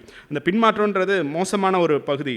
சகோதரர் எடுத்து காமிச்சது மாதிரி கூட என்னோட ஆரம்ப நாட்களில் இன்னைக்கு வரைக்கும் ஒரு ஜபம் என்னோட வாயில் இருந்துகிட்டே இருக்காது. என்ன ஜபம்னா, என்னோட விசுவாசம் ஒழிஞ்சு போகாதபடி பாதுகாத்துக்கோங்க அப்படின்னு சொல்கிறது. காரணம் என்னென்னா, ஒருவேளை நான் என்னுடைய பின்மாற்றத்துக்குள்ளே போயிட்டேன்னா பிசாசு எனக்குள்ளே கொண்டாடுற முதல் விதையே என்னென்னா, அவ்வளோதான், இதுக்கு மேலே உனக்கு நம்பிக்கை இல்லை, முடிஞ்சு போயிரு, கர்த்தரை விட்டு அப்புறம் போயிரு, உலகம்தான் கதின்னு வாழ்ந்துருன்ற விஷயத்தெல்லாம் கொண்டாடும் போது இந்த விசுவாசம் எனக்குள்ளே இருந்தால் தான் நான் கர்த்தர்கிட்ட திரும்ப போகவே அதை நான் வழி நடத்தும். அந்த நீ வா, நான் மன்னிச்சு கர்த்தரை உன்னை ஏற்றுக்குவார், பழைய மனுஷனாகவே அந்த புது சிருஷ்டிகளை உன்னை நடத்துவார், உன்னோட நம்பிக்கை இன்னும் முடியலை, உயிரோடு இருக்கிற உன்னோட மூச்சில் உன்னோட மூக்கில் மூச்சு இருக்க வரைக்கும் கர்த்தர் உன் மேலே நம்பிக்கையாக வச்சுருக்காருன்ற அந்த விசுவாசம் எனக்கு ரொம்ப வேணும்னு அடிக்கடி இது வரைக்கும் லேக்ஸ் கணக்கில் ஜெபம் பண்ணியிருப்பேன். என்னோடய விசுவாசம் ஒழிஞ்சு போகாதபடி தயவாக பாதுகாத்து கொள்ளுங்கன்னு. அப்படி ஜெபம் பண்ணிகிட்டே இருக்கும்போது கர்த்தர் எனக்கு இப்போது ரொம்ப ரீசெண்டாக ஒரு ஜெபத்தை என் வாயில் வச்சார். நன்றியுள்ள ஒரு இருதயத்தை கொடுங்க எனக்கு அப்படின்னு சொல்லி. ஏன்னா இப்படி ஒரு தியானம் எனக்குள்ளே வந்தது. அது என்னென்னா, பாவத்தில் அந்த இருதயத்தில் ஒரு சின்ன கோபம் கூட பாவம் தான். அந்த கோபம் அந்த பாவத்தில் ஈடுபடும் போது அந்த சமயத்தில் அப்புறம் பின்னாடி வந்து கர்த்தர்ட்ட அதை மனம் திரும்புகிறேன்றது ஒரு பகுதியாக இருந்தாலும், ஏன் அந்த இடத்துல நான் மறந்தேன் கர்த்தர் இது வரைக்கும் எனக்கு செஞ்சு இந்த கோபத்துலேருந்து என்னை மீட்கிறதுக்கு, இந்த எரிச்சல்லேருந்து மீட்கிறதுக்கு கர்த்தர் எவ்வளோ தூரம் என்னை நடத்திட்டு வந்து எவ்வளோ இரக்கமாக இருந்து எவ்வளவு நன்மைகளை எனக்கு செஞ்சு அதுலேருந்து எனக்கு விடுதலையாக்கியிருக்காரு. மறுபடியும் அதை நான் எப்படி தொட்டு பார்க்க முடியும்? அது எவ்வளோ கொடூரமான ஒரு விஷயம். அது நம்மளுக்கு புரிகிற மாதிரி சொல்லணும் அப்படின்னா, ஆதாம் ஏவாளை எடுத்துக்கிட்டோம் அப்படின்னு சொன்னால், மொத்த உலகத்தையும் அந்த 2 பேருக்காக படைச்சு அவ்வளோ கனிகளை கொடுத்த போது சாத்தான் வந்துட்டு ஒரே ஒரு கனியை, மொத்த உலகத்தை மறக்கடிச்சு அந்த சின்ன கனியை காமிச்சு சாப்பிடுன்னு சொல்லும்போது ஆதாமுக்கு ஒரு கேள்வி எழவே இல்லை. இவ்வளவு நன்மைகளை செஞ்சவர், அது நன்மையாக இருந்தால் எனக்கிட்ட எப்படி அதை மறைச்சி வச்சுருப்பார்? இந்த விஷயம் எனக்கு, இந்த பாவம் எனக்கு இன்பமாக இருக்குது, இந்த கோபம் எனக்கு இன்பமாக இருக்குன்னா, அது எனக்கு நன்மையாக இருந்துச்சுன்னா கர்த்தர் என்கிட்ட அதை எப்படி மறைச்சி வச்சுருப்பாருன்ற கேள்வி ஒரு நிமிஷம் அந்த நன்றி உள்ளம் இந்த மொத்த உலகத்தை எனக்காக தான் படைச்சிருக்காரு. இவ்வளவு தூரம் எனக்கு நடத்திட்டு வந்தவர், இது வேணான்னா அதுக்குள்ளே எனக்கு அழிவு மட்டும்தான் ஒழிஞ்சிருக்குன்ற அந்த நன்றி உள்ள எனக்கு இல்லாமல் எப்படி போச்சு? மன்னிச்சிருங்க, எனக்கு அந்த நன்றி உள்ளத்தை எனக்குள்ளே இன்னும் அதிகமாக செயல்படுத்துங்கன்னு ஒரு ப்ரேயரை நான் பண்ணேன். அந்த நன்றி உள்ளம் எல்லா நேரங்கள்லேயும் வரும்போது பாவத்தோடு நான் சொன்னது என்னோடய விசுவாசம் ஒழிஞ்சு போகாமல் பாதுகாத்துக்கோங்கன்னு நான் சொன்ன ப்ரேயர் வந்துட்டு நான் விழுந்ததுக்கப்புறம் என்னை தூக்கி எடுக்கும். நான் இப்போ என் கர்த்தர் என் வாயில் வச்சுருக்க ப்ரேயர் வந்துட்டு நான் பாவத்துக்குள்ளே அதுக்கான டெம்ப்டேஷன் ஆரம்பிக்கும் போதே அதுலேருந்து என்னை மீட்கும்னு நான் விசுவாசிக்கிறேன். அந்த மாதிரி அந்த அந்த கர்த்தரே எல்லா செய்கையுமா மாறி அவரோட கீழ்ப்படிதலை கற்றுக்கொண்டு அதில் நிலச்சிருக்கணும்னு நான் விரும்புகிறேன். கர்த்தர் எனக்கு உதவி செய்வார், நம்பிக்கை இருக்கிறேன். Praise the Lord. கர்த்தருடைய நாமத்துக்கு ஸ்தோத்திரம்.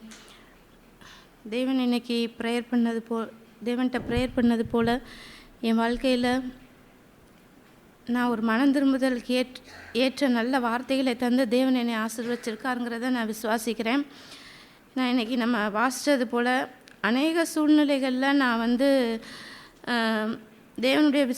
தேவன் மேலே வைத்திருக்கிற விசுவாசத்துலேருந்து நான் விலகி என்னுடைய சுய சித்தத்தின்படி தான் நான் நிறைய நேரங்களில் நான் வாழ்ந்தேன். அப்படி வாழ்ந்த நேரங்களில் அப்படி செய்த காரியங்கள் எல்லாவற்றிலையும் இன்றைக்கி தேவன் உணர்த்தினது போல் அது ஒரு பெரிய பாரமாகவும் ஒரு பெரிய ஒரு சுமையாகவும் தான் இருந்தது. அது மட்டும் இல்லாமல் அந்த காரியங்கள் எல்லாம் என்னுடைய நன்மையை பாதித்தது மட்டும் இல்லாமல் நான் மற்றவர்களுக்கும் நான் ஒரு பெரிய பாரமாக தான் இருந்திருக்கேன். இன்றைக்கி தேவன் சொன்னது போல் அது மற்றவங்களுக்கிட்ட நான் ஒரு பொறுமை இல்லாத தன்மையை நான் நிறைய நேரங்களில் நான் கொடுத்துருக்கேன். அவங்களுடைய நன்மைகளையும் நான் நிறைய நேரங்களில் நான் பறித்து கொண்டிருக்கிறேன். இப்படி என்னுடைய சுய வாழ்க்கையை நான் நினச்சி பார்க்கும்போது எனக்கு ஒரு அவமானமும் வேதனையுமாக தான் இருக்குது. ஆனால் இன்றைக்கும் நான் திருந்தணும், நான் சீர்படணும், நான் ஸ்திரப்படணும், நான் பலப்படணும் அப்படிங்கிறது ஆண்டவர் எனக்கு உணர்த்தி, நான் தேவன் மேலே வைத்திருக்கிற விசுவாசம் எப்படிங்கிறது உணர்றதை விட இன்றைக்கி இந்த வார்த்தைகள் மூலமாக தேவன் எனக்கு உணர்த்தினது, நீ என்கிட்ட திரும்ப வருவேங்கிறது நான் உன் மேலே விசுவாசம் வச்சுருக்கிறேன் அப்படிங்கிறத ஆண்டவர் எனக்கு உணர்த்தினார். ஏன்னா அவர் வைராக்கிய வாஞ்சை உள்ள தேவன்கிறத நம்ம அறிஞ்சிருக்கிறோம். அதே போல் பேதுரு வாழ்க்கையை தான் இன்றைக்கி இப்போ ப்ரேயரில் எனக்கு ஆண்டவர் உணர்த்தினார். பேதுரு தேவன் மேலே நிறைய விசுவாசம் வச்சுருந்தார்.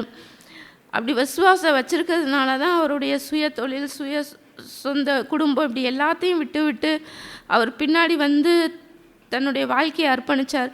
ஆனால் ஏதோ ஒரு சூழ்நிலையில் அவரை விட்டு பின்வாங்கி போயிட்டார். 3 தடவை மறுதளிச்சும் அவர் நினச்சிருக்கலாம், சரி நம்ம அவ்வளோதான், இனி இயேசு கிறிஸ்து வாழ்க்கையில் நம்ம கிடையாது அப்படின்னு நினச்சிருக்கலாம். ஆனாலும் தேவன் திரும்பி அவரிடத்துல கேட்கும்போது, நீ அன்பு கூறுகிறாயா அப்படின்னு 3 தடவை கேட்கும்போது அவர் சொன்ன பதில் என்னென்னா, நான் அன்பு கூறுறேனா இல்லையாங்கிறது உங்களுக்கே என்னை பற்றி உங்களுக்கு தெரியும் ஆண்டவரே அப்படிங்கிற அந்த விசுவாசம் அவரை ரட்சிச்சிச்சு. மறுபடியும் அவர் எழுந்து தேவனுக்குள்ளே ஊன்றி நிற்கிறதுக்கு அவருக்கு அந்த விசுவாசம் உதவி செய்தது. அதே போலவே இன்றைக்கும் என் வாழ்க்கையில் நான் வெட்கத்தோடு சொல்கிறேன், அநேக நேரங்களில் நான் இயேசு கிறிஸ்துவை துன்பப்படுத்தியிருக்கிறேன், வேதனைப்படுத்தியிருக்கிறேன், அவமானப்படுத்தியிருக்கிறேன். இருதயத்தில் நிறைய நேரங்களில் தேவன் மேலே அவிசுவாசம் வச்சுருக்கிறேன், உலக காரியங்களுக்கு முக்கியத்துவம் கொடுத்துருக்கிறேன். இது எல்லாமே இன்றைக்கி நான் உணர்ந்து கொண்டேன். இன்றைக்கி நான் ப்ரேயருக்கு வரும்போது கூட, ஆண்டவரே இன்றைக்கி நான் உண்மையாக உங்ககிட்ட ஒப்புரவாகணும், அப்படி இருந்தால் நான் இனி தொடர்ந்து நான் சபைக்கு வரேன், இல்லைன்னா நான் சபைக்கே வரமாட்டேன் அப்படிங்கிறத நான் ப்ரேயர் பண்ணேன். ஆனால் என் மேலே ஆண்டவர் விசுவாசம் வச்சுருக்காருங்கிறத நான் உணர்ந்து கொண்டேன், என் மேலே அன்பு வச்சுருக்காருங்கிறத உணர்ந்து கொண்டேன். இனி ஒவ்வொரு நாளும் இந்த வார்த்தையை அவர் நுகத்தை நான் ஏற்றுக்கொண்டு அவரிடத்துல நான் ஒவ்வொரு நாளும் மனம் திரும்பி நான் கற்றுக்கொள்ள என்னை முழுமையாக இந்த நேரத்தில் நான் அர்ப்பணிக்கிறேன். ஏன்னா இங்கே நின்று சாட்சி சொல்கிறதுக்கு எனக்கு எந்த விதத்துலேயும் தகுதி கிடையாது. ஆனால் என்னை தேவன் தெரிந்தெடுத்து அவருடைய சொந்த பிள்ளையாக மாற்றினதுனால இன்றைக்கி இந்த இடத்துல என்னை நிறுத்தி இந்த இடத்துல இந்த சாட்சியை என்னை வாயினால் என் இருதயத்தினால அறிக்கையிட பண்ணியிருக்கிறாரு. இது நான் தொடர்ந்து அவருக்காக உண்மையாக வாழணும் அப்படிங்கிற ஒரு தீர்மானமாக எடுக்கிறேன். நீ கேட்டது போல் இனி எந்த சூழ்நிலையிலையும் எந்த நேரத்திலும் எல்லா காரியத்திலையும் நான் தேவன் மேலே முழு நிச்சயமாக நான் விசுவாசித்து அவரையே சார்ந்து என்னுடைய ஜீவியம் அநேகருக்கு சாட்சியாக இருக்கணும் அப்படிங்கிறத நான் பிரயாசப்படுகிறேன். அதுக்காக தேவன் உதவி செய்வாருங்கிறதை நம்பிக்கை என்கிறேன். ஆமென். இன்றைக்கி தேவன் சபையில் பேசின சகோதரன் மூலியமாக பேசின வார்த்தைக்காக நான் தேவனுக்கு அதிகமாக நன்றி செலுத்துகிறேன். இந்த விசுவாசத்தை குறித்து இன்றைக்கி ஆண்டவர் பேசினார், அதுக்காக அவருக்கு நான் நன்றி செலுத்துகிறேன். நான் சில நேரங்களில் விசுவாசத்தில் நான் குறைவுள்ளவளாக போகிறத நான் கண்டிருக்கிறேன். ஆனாலும் காலையில் சில தடுமாற்றங்கள் வரும்பொழுது திரும்ப தேவன் இடத்துல போகிறதுக்கும் அவரை சார்ந்து கொள்ளுவதுக்கும் அவர் நிறையா நேரங்களில் எனக்கு உதவி செய்கிறதை நான் அறிந்திருக்கிறேன். அதுபோல் அவர் செடியாக இருக்கையில் நான் அதில் கொடி இணைஞ்சு இருக்கையில் தான் நான் அநேகர்களுக்கு கனி கொடுக்க முடியுன்றதையும் நான் அறிந்து கொள்கிறேன். கர்த்தர் அந்த நாட்கள்லையும் அதை செய்வார்ன்னு நான் அறிகிறேன். அதுபோல் நான் இந்த சமீப காலத்தில் கூட நான் கர்த்தருடைய வார்த்தையை விட்டுவிட்டு நான் சுயத்தில் கொஞ்சம் செயல்பட்டதை நான் அறிகிறேன். நான் என் சுயத்தில் நான் செயல்படும் பொழுது அதோடைய பாடுகளையும் அதோடைய விளைவுகளையும் நான் அதிகமாக அந்த நாட்களில் அறிந்திருக்கிறேன். அதனால் தேவனுடைய வார்த்தை என்ன சொல்லுதோ அவர் வார்த்தையை கேட்டு அதன்படி நடக்கையில் எனக்கு எல்லா காரியத்துலேயும் அவர் நன்மையானதை மாத்திரம்தான் எனக்கு இது வரைக்கும் செய்திருக்கிறாரு. நான் என்றைக்கும் அவர் வார்த்தையை விட்டுட்டு விலகிட்டு என் சுய சொல்கிறதுபடி நான் கேட்டு நான் அதன்படி நடந்துடணும். அன்றைக்கி அதோடைய பெரிய விளைவுகளை என்னால் காண முடியுது. அப்புறம் திரும்ப அவர்கிட்ட மனம் திரும்பி, ஆண்டவரே ஒரு விஷயம் நீங்கள் மன்னிங்க, நீங்கள் உங்கள் வார்த்தையின்படி நான் நடக்கையில் நிறைய காரியத்தில் நீங்கள் சரியான பாதையில் என்னை நடத்திட்டு போயிருக்கீங்க. அதை நான் நிறைய தடவை அறிந்திருக்கிறேன். ஆனால் இப்போ ஒரு சின்ன தடுமாட்டம் என் சுயம் சொன்னபடி நான் கேட்டு நடந்ததுனால இன்றைக்கி பெரிய விளைவுகள் எல்லாம் நான் சந்திக்க வேண்டியதாக இருக்குது. ஆண்டவரே ஒரு விஷயம் மன்னிச்சிருங்கட்டு அந்த ஒரு சின்ன நிமிஷத்தில் கூட அந்த ஒரு சமாதானம் இல்லாதப்போ அந்த ஒரு ஜெபம் பண்ணும் பொழுது ஒரு பெரிய சமாதானத்தை தேவன் தர்றாரு. அவர் என்னை விட்டு விலகலை, என்னோடு கூட இருக்கிறாருன்றதையும் அந்த நிமிஷத்தில் என்னால் அறிய முடியுது. அதுபோல் அவர் வார்த்தை என்ன சொல்லுதோ அதுக்கு நான் கீழ்ப்படிந்த நடக்கையிலே தான் எனக்கு அந்த நன்மைகளை பெற்றுக்கொள்ள முடியுது. இன்னும் வருகிற நாட்களையும் என் சுயத்தை நான் சார்ந்துடாதபடிக்கு என் சுயம் சொல்கிறபடி நான் கேட்டுறாதபடிக்கு தேவனுடைய வார்த்தைக்கு மாத்திரம் கீழ்ப்படிஞ்சு அவர் வார்த்தைக்கு வாழக்கூடியவளா நான் ஒப்பு கொடுத்து ஒவ்வொரு நாளும் வாழ தேவன் எனக்கு அனுக்கிரகம் செய்வார்னு நான் விசுவாசிக்கிறேன். கர்த்தருக்கு ஸ்தோத்திரம். தேவன் என்னோட பேசின அவருடைய வார்த்தைக்காக நான் நன்றி செலுத்துகிறேன். உண்மையிலே விசுவாசம் இழக்கிறப்போ தேவனை விட்டு விலகி செல்கிற ஒரு வாழ்க்கை நான் கடந்த நாளில் நான் அந்த வீழ்ச்சியில் நான் விழுந்ததை ஆண்டவர் எனக்கு எவ்வளோ காரியங்களை எனக்கு உணர்த்தினார். உண்மையிலே நான் என் வாழ்க்கையில் ஒரு குறைவுள்ள ஒரு பகுதி வரும் பொழுது அந்த பகுதி என்னை மாத்திரமல்ல என்னை சுற்றியில் இருக்கிறவங்க ஒவ்வொருத்தவங்களையும் எவ்வளவு தூரம் வேதனைப்படுத்தியிருக்கு.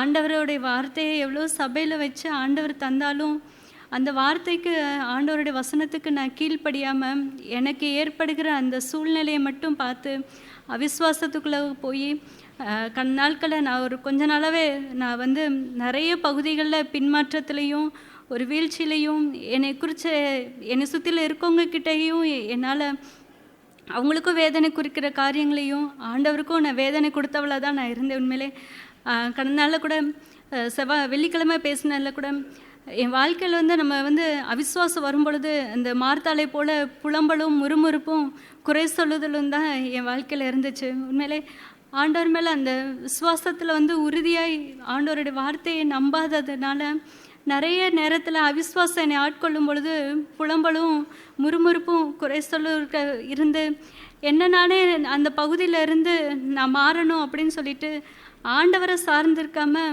நான் என்னவே சார்ந்து கொண்டதில் பகுதி நிறைய உண்டு. ஆனால் தேவன் இப்போ இன்னைக்கு உணர்த்தின மாரி எந்த ஒரு சூழ்நிலையிலும் அவரை மாத்திரம் நான் சார்ந்திருக்க பொழுது தான் எனக்கு ஜெய வாழ்க்கை உண்டு. அவரை மாத்திரம் நான் சார்ந்திருக்கும் பொழுது தான் நான் எந்த பகுதியில் நான் வீழ்ச்சி அடைந்திருக்கிறனோ அந்த பகுதியில் ஆண்டவர்னால விடுதலை தர முடியும். அவரை மாத்திரம் நான் சார்ந்திருக்கும் பொழுது தான் என் அவிசுவாச தன்மையிலேருந்து எனக்கு விடுதலையாகி விசுவாசத்தில் நான் வளர முடியும். என்னாலன்னு எதுவுமே கிடையாது. அவர் இல்லாட்டினா நான் ஒன்றும் இல்லை. பிரதர் இதில் ஒரு தினசரி தியான நூல் மாதிரி ஒன்று வச்சுருப்பாங்க. அதில் நான் இன்றைக்கி படித்தேன், ஆண்டவர் உன்னுடைய வாழ்க்கையில் அப்பமாக மாறணும். அவர் அப்பமாக இல்லாட்டினா உன் வாழ்க்கையில் பசியும் பட்டினியும் டெய்லின்னு இருந்து கடைசியில் ஜீவனம் இல்லாமல் தான் போவா அப்படின்னு. அவர் என் வாழ்க்கையில் ஒவ்வொரு நாளும் எனக்கு தேவையான அப்பமாக மாறி அந்த அப்பத்தை நான் ஒவ்வொரு நாளும் நான் ருசிக்கும் பொழுது மட்டும்தான் என் வாழ்க்கையில் உண்மையான ஒரு மாற்றத்தையும் உண்மையான ஆண்டவருக்குள்ளே வளர்கிற வாழ்க்கையும் என்னால் காண முடியும். என் தேவன் மேலே வைக்கிற விசுவாசமே உலகத்தை ஜெயிக்கிற ஜெயம். உலகத்திலேருந்து எவ்வளோ காரியங்கள் என்னை அமுழ்த்துது. ஆனால் ஆண்டவர் மேலே நான் விசுவாசம் வைக்கும் பொழுது கண்டிப்பாக அந்த உலகத்தை ஜெயிக்க ஆண்டவர் எனக்கு கண்டிப்பாக உதவி செய்வாங்க. அதே போல் பிரதர் கடந்த நாள் ஒரு வார்த்தை எனக்கு சொன்னாங்க. அது எனக்கு உண்மையிலே உற்சாகமாக இருந்தது. இன்றைக்கி அதே வார்த்தை எனக்கு வரும்பொழுது அது என்னை உற்சாகப்படுத்ததாக இருக்குது. நீங்கள் நிற்கிற இடம் உண்மையிலே பாக்கியமுள்ள ஒரு இடம் அப்படின்னு சொன்னாங்க. அதே போல் இன்றைக்கி நம்மளை ஆண்டவர் ஒரு காரியத்தில் நம்மளுக்குன்னு ஒரு பவுண்ட்ரி எல்லையை வைத்து அதில் ஆண்டவருடைய வார்த்தையை தந்து அவரை நம்மளை சீர்படுத்தி அவர் என்ன நோக்கத்தில் ஆண்டவர் என்னை நிறைவேற்றுன்னு நினைக்கிறாரோ அந்த பகுதியில் வைத்து என்னை நிறைவேற்றாருன்னா அது எவ்வளோ பெரிய நான் பாக்கியமுள்ள மகளாய் நான் இருக்கேன். அவர் என்னை எவ்வளவா என்னை தெரிந்து கொண்டதுனால தானே அவருடைய பலத்த கரத்தில் வைத்து என்னை ஆசீர்வதித்து அவருடைய வார்த்தையில் என்னை நடத்துகிறாரு. இந்த பாக்கியத்தை இழந்து நான் பின்வாங்கி போய் நான் போனேன்னா என்னை நடத்துகிறவங்களுக்கும் நான் துக்கத்தை தான் கொண்டுட்டு வருவேன், சபைக்கும் நான் துக்கத்தை தானே கொண்டுட்டு வருவேன். நான் அந்த மாதிரி இல்லாமல் அவருடைய வார்த்தைக்கு கீழ்ப்படிந்து அடங்கியிருந்து எனக்கு நியமிக்கப்பட்ட பகுதியில் நான் உண்மையாக இருந்து அவருடைய நாமத்தை மகிமைப்படுத்தும் பொழுது என்னை நடத்துகிறவங்களுக்கும் அது அவங்களுக்கும் மகிழ்ச்சி உண்டாக்கும், சபைக்கும் மகிழ்ச்சி உண்டாக்கும். எல்லாவற்றுக்கும் மேலாக என்னை படைத்த தேவனுக்கு அது எவ்வளோ பெரிய நாமத்துக்கு மகிமையும் மகிழ்ச்சியும் சேர்க்கும் என்பதை நான் இந்த நாளில் நான் உணர்ந்தேன். இந்த வாழ்க்கை வாழ தேவன் எனக்கு உதவி செய்வாராக. எந்த விதத்திலையும் விசுவாசிக்கிறவன் பதறான்ற மாதிரி எந்த சூழ்நிலையும் பதறி போய் நான் எந்த வார்த்தையும் பேசிவிடாத படிக்கும், பதறி போய் எந்த காரியத்தையும் செய்யாத படிக்கும். அவர் பரிசாக அளிக்கிறான் பதறாத வாழ்வும் சிதறாத மனமும் அந்த உயர்ந்த வாழ்க்கையை என் வாழ்க்கையில் பெற்றுக்கொண்டு இனி வர நாட்கள் அந்த விசுவாசத்தில் வளர தேவன் எனக்கு உதவி செய்வாராக. ஆமென். நம்முடைய ஜீவியத்தில் விசுவாசம் என்பது ஒரு என்ஜின் போல முன்னோக்கி செல்கிற ஒரு என்ஜின். வி ஃபாலோ தென், அதை பின்தொடர்ந்து வருகிறோம்.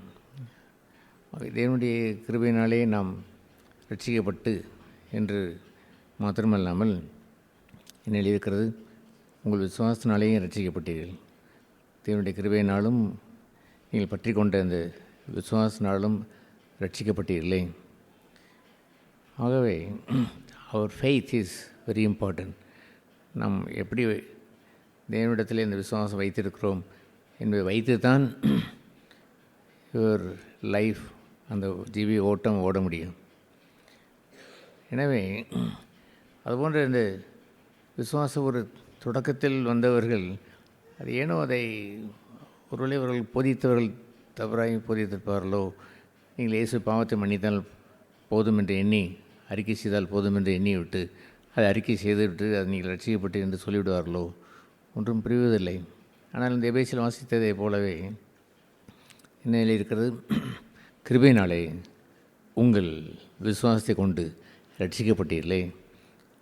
எனவே இந்த ஃபெய்த் இன்னும் இந்த விசுவாசம் என்று சொல்வது இட்ஸ் கம் ஃப்ரம் காட், தேவனிடத்தில் வர வேண்டும்.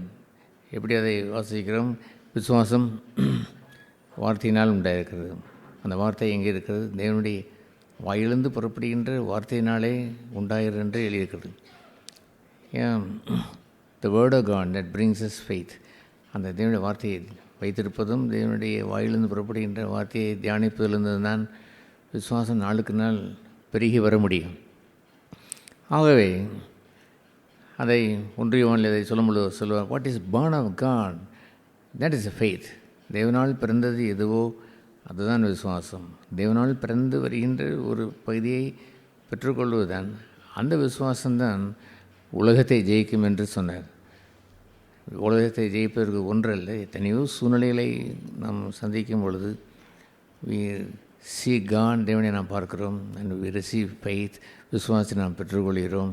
that is born of God, தேவனால் பிறந்து வந்த ஒன்றை பெற்றுக்கொள்கிறோம்.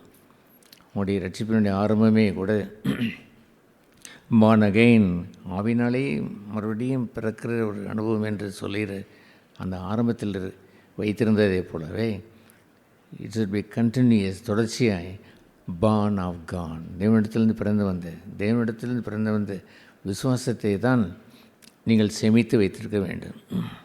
என்னுடைய விசுவாசத்திலே நீங்கள் building up the most holy faith என்று யூதாவிலே சொல்லுவார். ஆவினாலே ஜெபம் பண்ணி உங்களுடைய அந்த அதிக விலையேறு பெற்ற அந்த விசுவாசத்தை நீங்கள் ஊன்ற கட்டுங்கள்.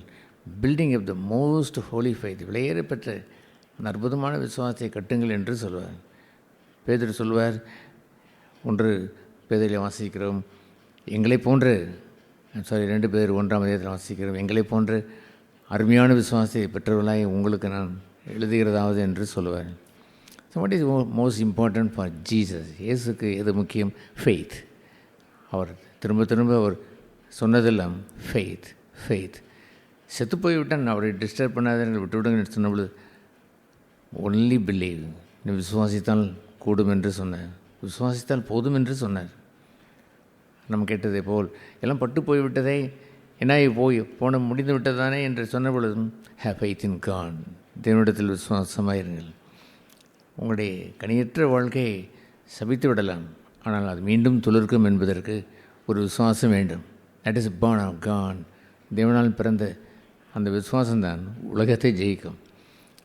இயேசு ஒரு நாளும் அந்த விசுவாசத்தை குறித்து கொஞ்சம் கூட தளர்ச்சியை அவர் விட்டதில்லை. தன்னுடைய சீசர்கள் அவ்வளவு அந்த புயல் காற்றிலே அவர்கள் கலங்கி போகின்ற நேரத்தில் அவர்களை பார்த்து அவர் என்ன கூறினார்? அற்ப விசுவாசிகளே என்று அவர் ஏன் பயந்தீர் என்று அதை நீங்கள் சிறையை படித்து பார்த்தால் அவர்களை கடிந்து கொண்டார் என்று இருக்கிறது. அற்ப விசுவாசிகளே, உங்கள் விசுவாசத்தில் கொஞ்சம் குறைந்தால் கூட, அற்ப விசுவாசம் என்று சொன்னால் லிட்டில் ஃபெய்த், கொஞ்சம் விசுவாசம் வைத்திருக்கிறீர்கள், ரைட், அதனால தான் என்னோடு கூட இருக்கிறீர்கள், அதனால தான் என்னோடு புலம்புகிறீர்கள், இந்த பாருங்கள் இப்படி எல்லாம் அழிகிறோமே என்று சொல்கிறீர்கள். That's right, but that's not the full faith. அது முழு விசுவாசம் என்பதற்கு சொல்வதற்கு இல்லை. குறைந்து விடக்கூடாது. லிட்டில் ஃபெய்த், அற்ப விசுவாசிகளே, கொஞ்சம் விசுவாசம் வைத்து கொண்டு வாழலாம் என்று எண்ணீர்களே, அது தவறு, நீங்கள் ஏன் பயந்தீர்கள் என்று அவர் கேட்டார். ஆகவே அவர் அந்த பேதுருவை கூட நீங்கள் பார்த்தாலுமே கூட அவர் முன்மொழிந்தார், நீ என்னை இந்த ராத்திரி நேரத்தில் தான் காட்டி கொடுப்பாய் என்று அவர் சொன்னார். அதை ஒன்றும் அவர் நிரந்தரமான ஒரு அந்த காட்டி கொடுக்கறது அல்ல. அது என்ன சொல்வது? மறுதளிக்கிற இந்த இரவு நிலை மறுதளிப்பா என்று சொன்னதெல்லாம் அந்த இரவு நேரம்தான். அந்த இரவு நேரத்தில் கூட சேவல் கூவிடும் நேரத்திலே நீ என்னை மறுதளிப்பாய், நான் உனக்காக ஜெபம் செய்வேன், உன் விசுவாசத்திற்கு ஒளிந்து போகக்கூடாது என்று சொல்லி ஜெபம் செய்வேன் என்று சொன்னாரே பாருங்கள். What a beautiful thing. ஒரு சேவல் கூவுகின்ற நேரம் 3 நேரத்தில் அந்த கூவுகின்றால் 2 நேரத்தில் கூவி 3 முறை மறுதளித்த ஃபியூ மினிட்ஸ், சில நிமிடத்திற்குள் அந்த சேவல் கூவிவிடும். அந்த இடத்தில் கூட ஒரு கேப் வந்து விடக்கூடாது. ஒரு 10 மினிட்ஸ் 15 மினிட்ஸ் அல்லது 20 மினிட்ஸ், மேக்ஸிமம் 20 மினிட்ஸ் தான் வரப்போகிறது. ஒரு சேவல் கூவி திரும்பி 3 விடை கூவுவதற்கு எவ்வளோ நேரம் ஆகும்? நாம் அந்த சேவல் கூவுகிற சேவலை நிறைய இடத்தில் பார்க்காதபடியால் உங்களுக்கு புரியவில்லை. அந்த கொஞ்சம் கேப் கூட அவர் ஏற்றுக்கொள்ள விரும்பவில்லை. உன் விசுவாசம் அந்த நேரத்தில் ஒளிந்து போகக்கூடாது என்று நான் ஜெபம் செய்தேன். பட் ஆனால் தங்களுடைய விசுவாசத்தை என்றைக்கோ இழந்துவிட்டு, என்றைக்கோ அவர்கள் தேவனை அண்டி வாழ்கின்ற வாழ்க்கையை விட்டுவிட்டு அவருடைய வாழ்க்கையிலே விசுவாசத்தை நாங்கள் திரும்ப பெறுகிறோம் என்பதை ரொம்ப ஈஸியாக எடுத்துக்கொள்வதை போல் எடுத்துக்கொள்கிறார்களே. கூடுமா? அப்படி நீங்கள் ஈஸியாக விட்டு ஈஸியாக எடுத்துக்கொள்வது போன்று எண்ணுவது சரிதானா? விலையேறப்பெற்ற விசுவாசம் என்று சொல்லப்பட்டது தெரியவில்லையா? கொஞ்ச நேரம் விசுவாசம் பிரிந்ததையும் கூட கொஞ்சம் அற்ப விசுவாசம் குறைந்ததை குறித்து அவர் கேள்வி கேட்கவில்லையா? விசுவாசனுடைய அந்த வாழ்க்கையை ஆண்டவர் அவனுக்காக ஜெபம் செய்து அந்த நிமிடத்திலேயும் மனம் திரும்பி விட்டான். ஒரு சில நிமிடங்கள், that is a faith. உங்களுடைய விசுவாசம் ஒளிந்து போகாத விசுவாசம் என்பது அதுதான். பின்வாங்குதல் என்று சொல்வதெல்லாம் that is worst of everything. அந்த நாளுக்குள்ளாக அவன் செய்யவில்லை என்றால் the second day பின்வாங்குதல், third day another பின்வாங்குதல், fourth day 1 வாரம் 2 வாரம் 3 வாரம் 4 வாரம் என்று வருகின்றது இருக்கிறது. that is பேக் ஸ்லைடிங், பின்வாங்குதல். அது போன்ற ஒரு வாழ்க்கை யாருக்கு வருவதில்லை என்று சொன்னால், விசுவாசத்திற்கு மதிப்பிட்டவன், அந்த விசுவாசம் என்னை விட்டு போய்விடக்கூடாது என்று எண்ணினவன் தான் பின்வாங்க மாட்டான். அதைத்தான் நான் வாசித்த அந்த எபிரேயர் 11ஆம் அதிகாரத்தில் நாம் வாசித்தோம். என்ன வாசித்தோம்? அந்த 10ஆம் அதிகாரம் 38ஆம் வசனத்திலே, விசுவாசத்தினாலே நீதிமான் பிழைப்பான். அது உயிர் என்று சொல்லலாம். அவர் நோக்கி பார்த்தவள் பிழைத்தாள் என்று எழுதும் பொழுது, செத்தவன் அவன் பார்த்து மரிக்கிற நேரத்தில் அவன் உயிர் பெற்றான் என்று சொல்வதுதான். என்னை நோக்கி பார்த்தவன் அவன் உயிர் பெற்றான். ஒரு மனுஷன் உயிரை பெற்றான் என்று சொன்னால் அந்த உயிரை எப்படி அவன் பாதுகாப்பான்? மூச்சை கூட நான் இப்பொழுது ஒரு 1/2 மணி நேரம் அல்ல தம் பிடித்து அதை அடக்கி கொள்ளலாம். உயிர் போனதென்று சொன்னால் அவ்வளோதான், அவன் மரித்து போவான். ஆகவே உயிரை போல வைத்திருங்கள் என்று தான் ஆண்டவர் சொன்னார். விசுவாசத்தினாலே நீதிமான் உயிர் பெற்று வாழ்வான். It should be like A life. உங்களுடைய ஜீவனாய், உங்களுடைய ஆவியாய், உங்களுடைய மூச்சை காட்டில் மேலே உயிராய் அது இருக்க வேண்டும். உங்கள் உயிரை போல் அதை பேணி பாதுகாத்து பிழைத்திருக்க வேண்டும், அதில் பிழைத்து வாழ வேண்டும். ஏதோ ஒரு வசனத்தை வாசித்து பலமுறை கிறிஸ்தவன் என்று இருக்கிறபடினாலே, பலமுறை பைபிளை வைத்து அடிக்கடி இந்த மாதிரி பிரச்சனைகளை கேட்டுக்கொண்டிருக்கிறபடினாலே பழக பாகும் பாலும் புளிக்கும் என்பதை போல் அந்த வசனத்தினுடைய தீவிரங்கள் எல்லாம் அநேகரும் மறந்து போய்விட்டார்கள். அநேகரும் தங்களுடைய வாழ்க்கையிலே அதுபோன்று ஒரு சீரியஸ்னஸ் எடுத்துக்கொள்வதில்லை. இந்த வசனம் எனக்கு தெரியும் என்று அவர்கள் எண்ணிக்கொண்டால் அது அவர்களுக்கு பிரயோஜனப்படுமா? எல்லோருக்கும் கையில் இருப்பதெல்லாம் ஒரு 50 ரூபாய் 100 ரூபாய் 200 ரூபாய் பைபிள் வைத்து கொண்டால் போதுமென்று இருந்து விடலாமா? அந்த ஜீவனை அவன் பெற்றுக்கொண்டான்னா, அந்த விசுவாசத்தை அவன் கொண்டு வாழ்கிறானா, கிறிஸ்தவத்திற்கே ஆதாரமாக இருக்கக்கூடிய அந்த விசுவாசத்தை அவன் என்ஜினாய் அவன் வைத்திருக்கிறானா, that is the most important. முக்கியம் அதுதான். How is your faith in the Lord? கர்த்தருக்குள் இருக்கக்கூடிய அந்த விசுவாசத்தை பில்டிங் அப், அதை பில்டு பண்ணி எப்படி அதை கட்ட வேண்டும் என்பதற்கு அந்த என்ஜினை அவர் சொல்லுவார். அந்த 1 பேதுரு அந்த 1ஆம் அதிகாரத்திலே உங்கள் விசுவாசத்தோடு தைரியத்தையும் என்று ஆரம்பிப்பார். It begins like that from faith. வைத்துத்தான் என்ஜினை வைத்துத்தான் சேர்க்க முடியும். உங்கள் விசுவாசத்தோடு தைரியத்தையும், தைரியத்தோட ஞானத்தையும், ஞானத்தோட இச்சையடக்கத்தோட தேவ சகோதர சிநேகத்தையும் என்று பொறுமையும் என்று வரிசையாக கூட்டி கொண்டெல்லாம் கூட்டி சேர்த்து வழங்கிடலாம் என்று சொல்லுவதெல்லாம் என்ஜின் இல்லை என்றால் கூட்டி சேர்த்து என்ன பிரயோஜனம்? ஃபெய்த், தேவன் மீது கொண்டிருக்கிற அந்த விசுவாசம் என்று சொல்லுகிறது. உறுதிபட அவன் விசுவாசித்து வாழ வேண்டும். எவ்ரிடே ஃபெய்த்தை வைத்திருக்க வேண்டும். நேற்று அவன் வாழ்ந்தான் என்பதல்ல, இன்றும் அவன் வாழ வேண்டும். இன்று அவன் பிழைத்திருக்கிறானா என்று பார்க்க வேண்டும். என்றோ செத்துப்போனவன் திருப்பி வரலாம் என்று எண்ணுவது, கர்த்தர் 4 நாள் செத்த மனுஷனை உயிரோடு எழுப்புவார் என்று நமக்கு தெரிஞ்சிருந்தாலுமே கூட, that is not the living faith. உயிருள்ள விசுவாசம் என்பது அல்ல. தன் ஜீவனை இழக்காத அந்த உயிருள்ள விசுவாசத்தை பற்றி கொண்டு வழிகின்ற ஒரு வாழ்க்கை என்று இருக்கிறது. அல்லேலூயா. எலியா சஸ்லாக்சன் அந்த நாட்களிலே அவர் 88 வயதிலே மரித்தார். அவருடைய புத்தகங்களையும் அவருடையதையும் படித்து அதிகமான உற்சாகம் அடைந்தவன் நான். 1981ஆம் ஆண்டு தொடங்கி அவரோடு உள்ள அந்த புத்தகம், அப்பொழுதுதான் அவர் சமீபத்தில் இறந்தார். 88ஆவது வயதில் அவர் மரிப்பதற்கு கொஞ்சம் ஒரு சில மாதங்களுக்கு முன்பாக யூத் கேம்ப் நடத்தினார். ஹல்லேலூயா. யூத்து கேம்ப் லீடர் யார் தெரியுமா? இவர் தான் லீடர். எத்தனை வயது அவருக்கு? 88 years old. But young in faith. விசுவாசத்தில் உயிருள்ளவராக இருந்தார். விசுவாசத்தில் அவர் இளமையாக இருந்தார். That is beautiful life. அழகுள்ள வாழ்க்கை. விசுவாசம் உள்ளவன் எப்படி இருப்பான்? அந்த மோசையை குறித்து உபாகமம் கடைசி அந்த அதிகாரத்திலே வாசிக்கிறோம்.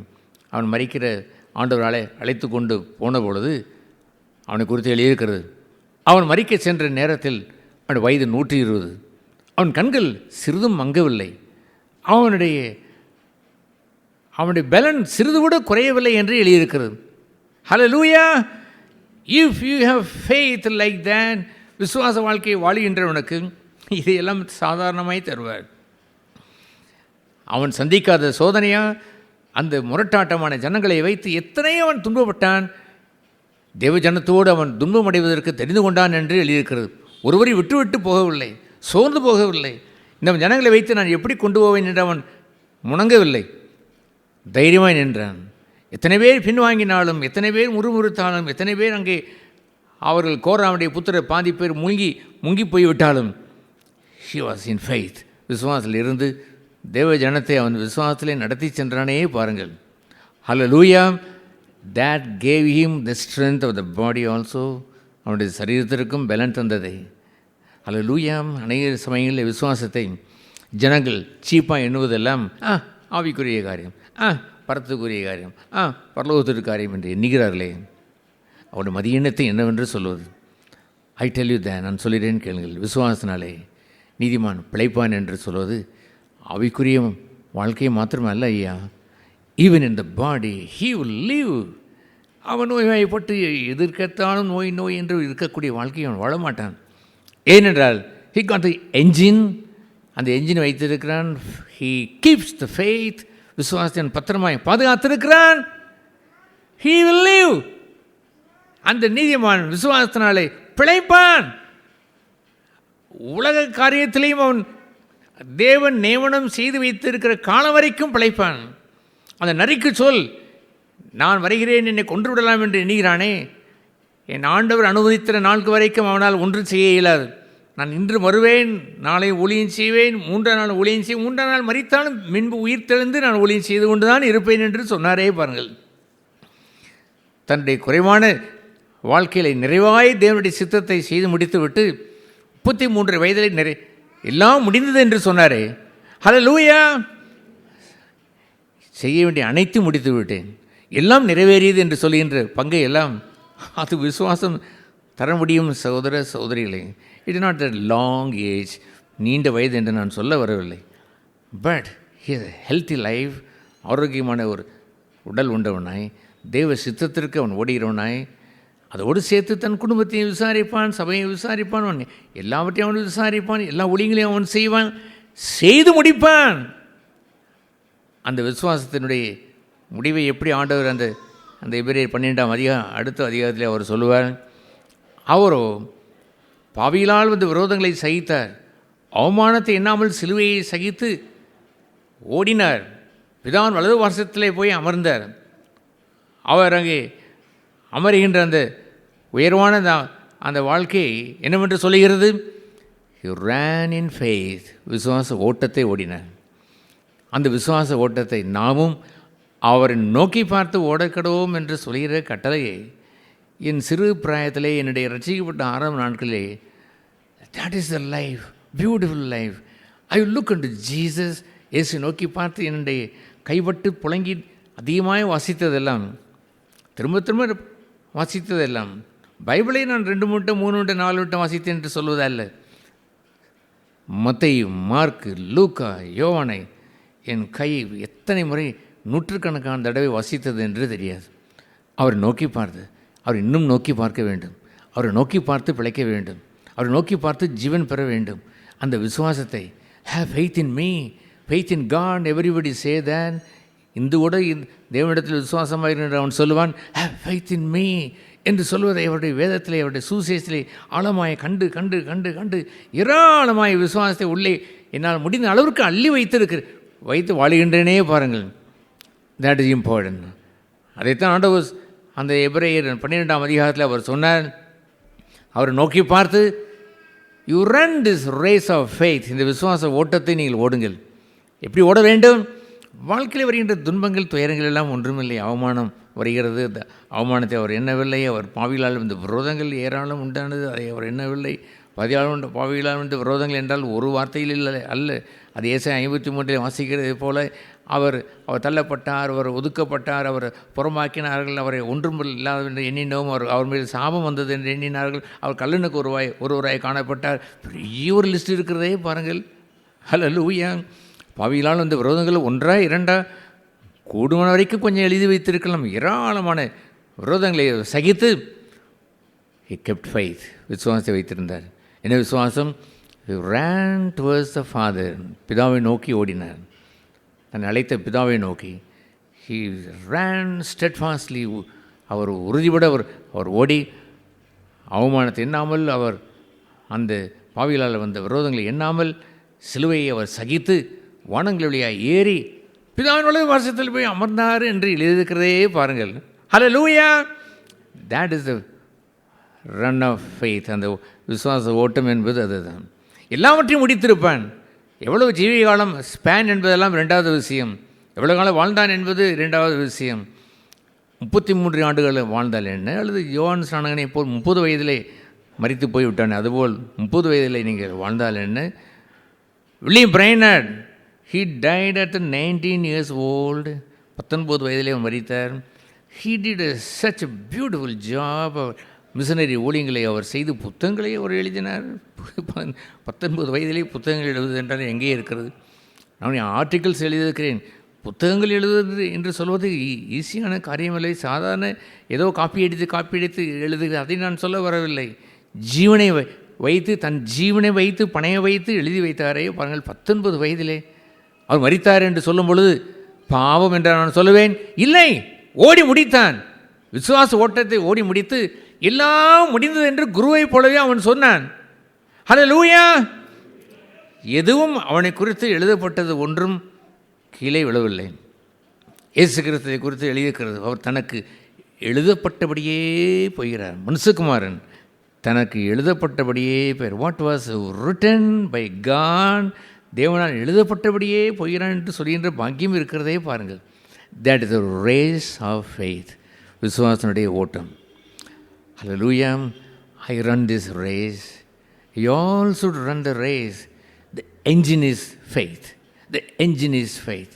அந்த விசுவாசம் உயிர் என்று அர்த்தம். அந்த அசலாக்சனை நான் சொன்னேனே பாருங்கள். தன்னுடைய அந்த வாலிபர் முகாமை மரிப்பதற்கு சில மாதங்களுக்கு முன்பாக நடத்தின அந்த முகாம், the last messages of Elias Aslaksen என்ற புத்தகத்தை நான் வைத்திருக்கிறேன். அதிலே அது வருகிறது. அந்த லாஸ்ட் மரிப்பதற்கு முன்பாக நடத்தின அந்த யூத் கேம்ப் நடத்தின பொழுது என்ன தலைப்பை வைத்திருந்தால் தெரியுமா? Have living faith in God, உயிருள்ள விசுவாசத்தை தேவனிடத்தில் வைத்திருங்கள். அவர் அருமையான பாடல் நிறைய ஏற்றிருக்கிறார். Living faith, living faith breaks the bands of unbelief, living faith, living faith என்று திரும்ப திரும்ப அந்த ஸ்டான்ஸாலே வறுமை. லிவிங் ஃபெய்த், லிவிங் ஃபெய்த், உயிருள்ள விசுவாசம்.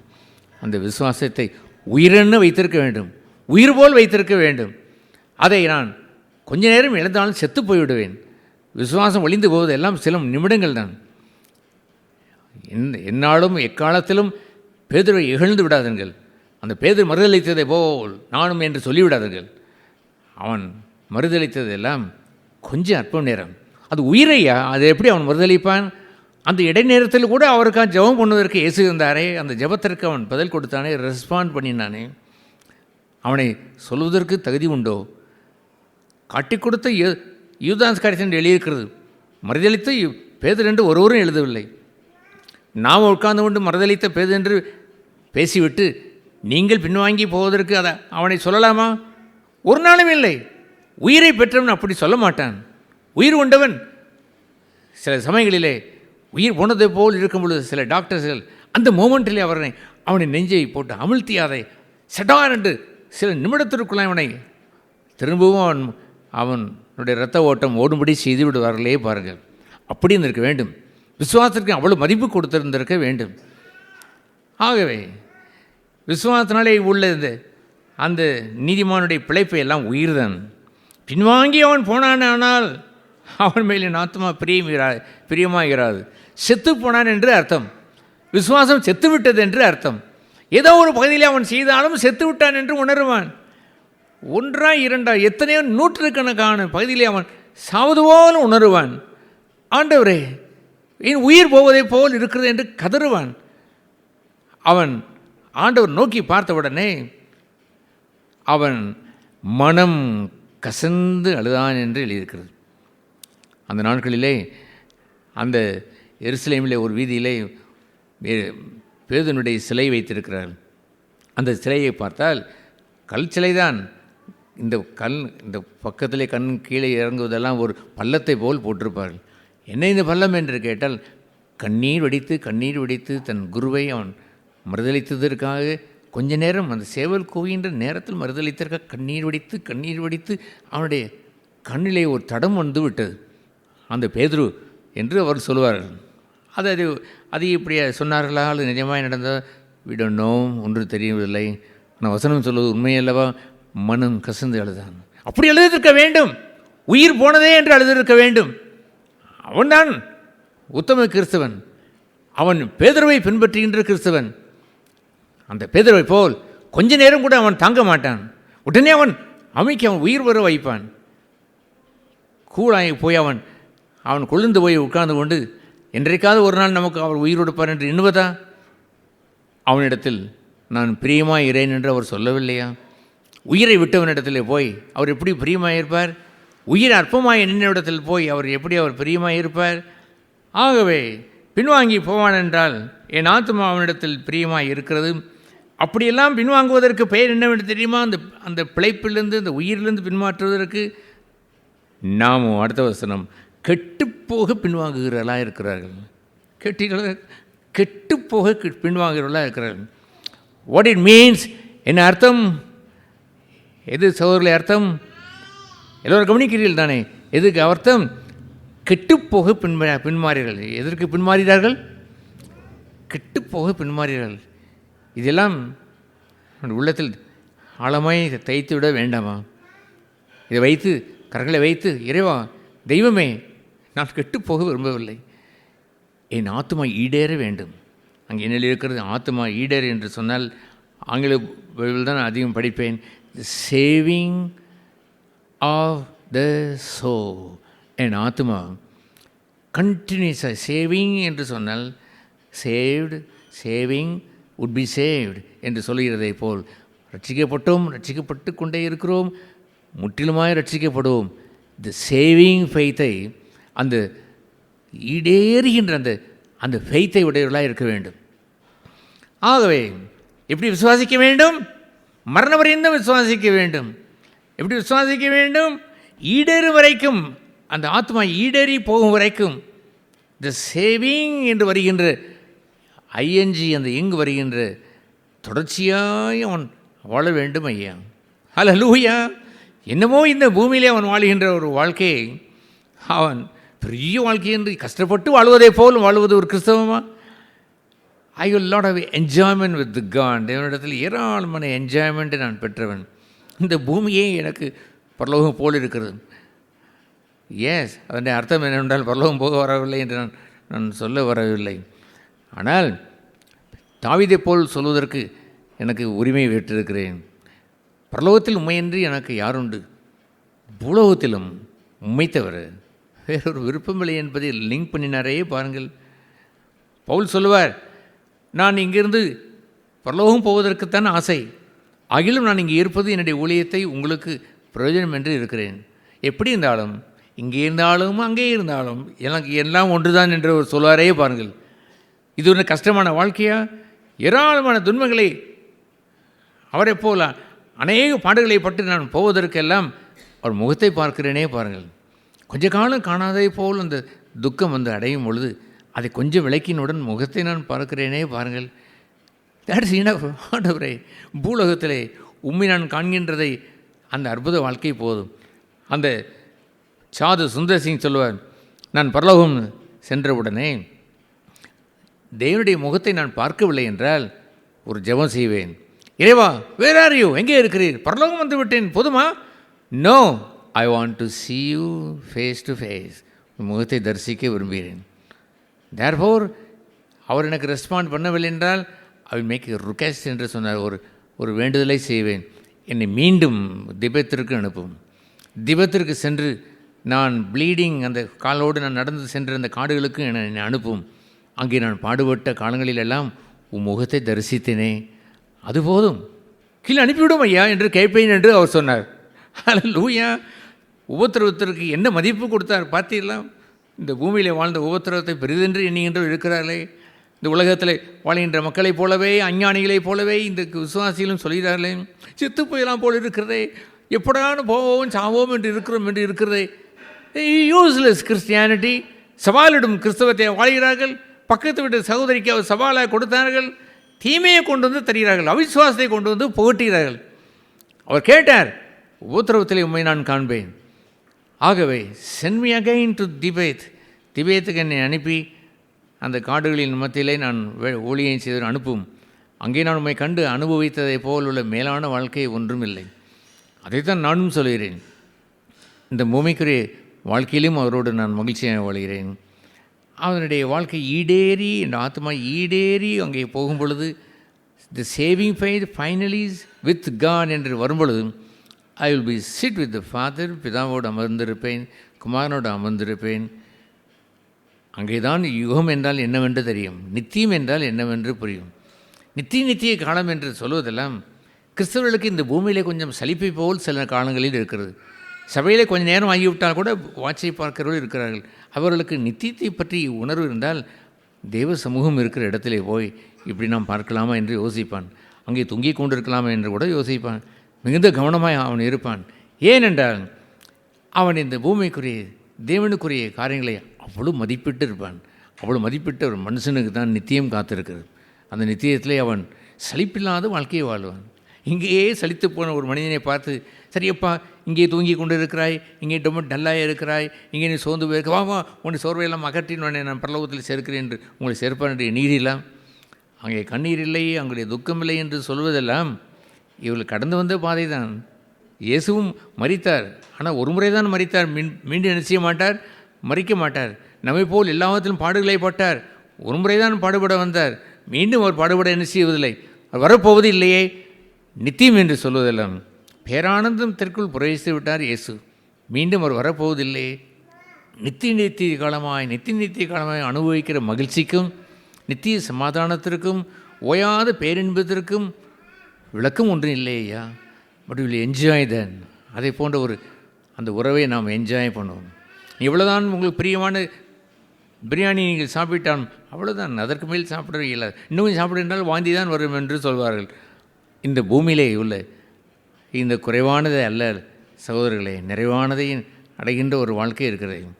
அந்த வாழ்க்கைக்கு விசுவாசம் அவசியம் இல்லையா? இந்த விசுவாசத்தை பற்றி கொண்டு வாழ வேண்டாமா? What is born of God, தேவனால் பிறந்தது என்று சொல்கின்ற ஒவ்வொரு சூழ்நிலையிலையும் இந்த விசுவாசத்தை பார்ன் ஆஃப் காட், தேவனால் பிறந்து வருகின்ற அந்த விசுவாசத்தை கொள்ளையாய் நீங்கள் வைத்துக்கொண்டு வாழ்ந்து அந்த ஆத்மா ஈடேறி செல்ல வேண்டாமா? அல்லேலூயா. அது போன்ற வாழ்வை நம் அனைவரும் பெற்றுக்கொள்ளத்தான் ஆண்டவர் விரும்புகிறார். சில சமயங்களை சில கூட்டங்களில் நான் பார்த்திருக்கிறேன். அதுபோன்ற கூட்டங்களில் வாழ்ந்து ஜனங்களை உற்று பார்த்திருக்கிறேன். சில பிரசங்களை கூட உற்று பார்த்திருக்கிறேன், யாரையும் நியாயம் தீர்ப்பதற்கென்ற அல்ல. பட் தெர் இஸ் சம் மிஸ்கேப் தேர். ஏதோ ஒன்றை தவறுகிறார்களோ என்று எண்ணம் மனதிலே உண்டாகும். அது என்னவென்றால் அவர்களுடைய அந்த ஜனங்கள் முழுவதும் நான் ஆச்சரியப்படத்தக்க வகையில் அவர்களோடு சில காலங்கள் இருந்திருக்கிறேன். அங்கே அவர்கள் ஒரு செய்தி முடித்தவுடன் வருகின்றவர் என்ன சொல்வார் என்றால், நான் அன்பை குறித்து கேள்விப்பட்டேன், எனக்கு அன்பே இல்லை என்று அவர் சொல்வார். என்னடா இப்படி சொல்லியார், சரி அந்த ஒரு விசுவாசி சொல்லி என்று எண்ணிக்கொண்டிருந்தால் ஒரு மூப்பரும் எழுந்து வருவார்.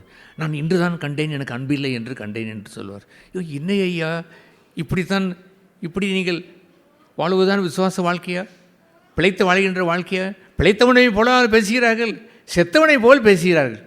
எனக்கு நம்பிக்கை இப்பொழுதுதான் உண்டாயிருக்கிறது என்று சொல்வார்கள். மக்கள் பூரமாக அவர்கள் ஏமாந்து போய், அடடே ஒரு மூப்பரையும் இப்படி பேசுகிறார், நம்மளும் இப்படி சொல்ல வேண்டும் என்றால் இப்படி சொன்னால்தான் நமக்கு எடுபடும் என்று அவர்களும் வருவார்கள். அந்த மூப்பர் சொன்னதே போல எனக்கும் என்ன இல்லை, அன்பு இல்லை என்று சொல்வார்கள். அந்த அன்புக்கு இடத்து நிறைய போடுவார்கள். ஒரு தாழ்மை என்று இருந்தால் எனக்கு தாழ்மை இல்லை என்று சொல்வார்கள். பொறுமை இருந்தால் எனக்கு பொறுமை இல்லை என்று சொல்வார்கள்.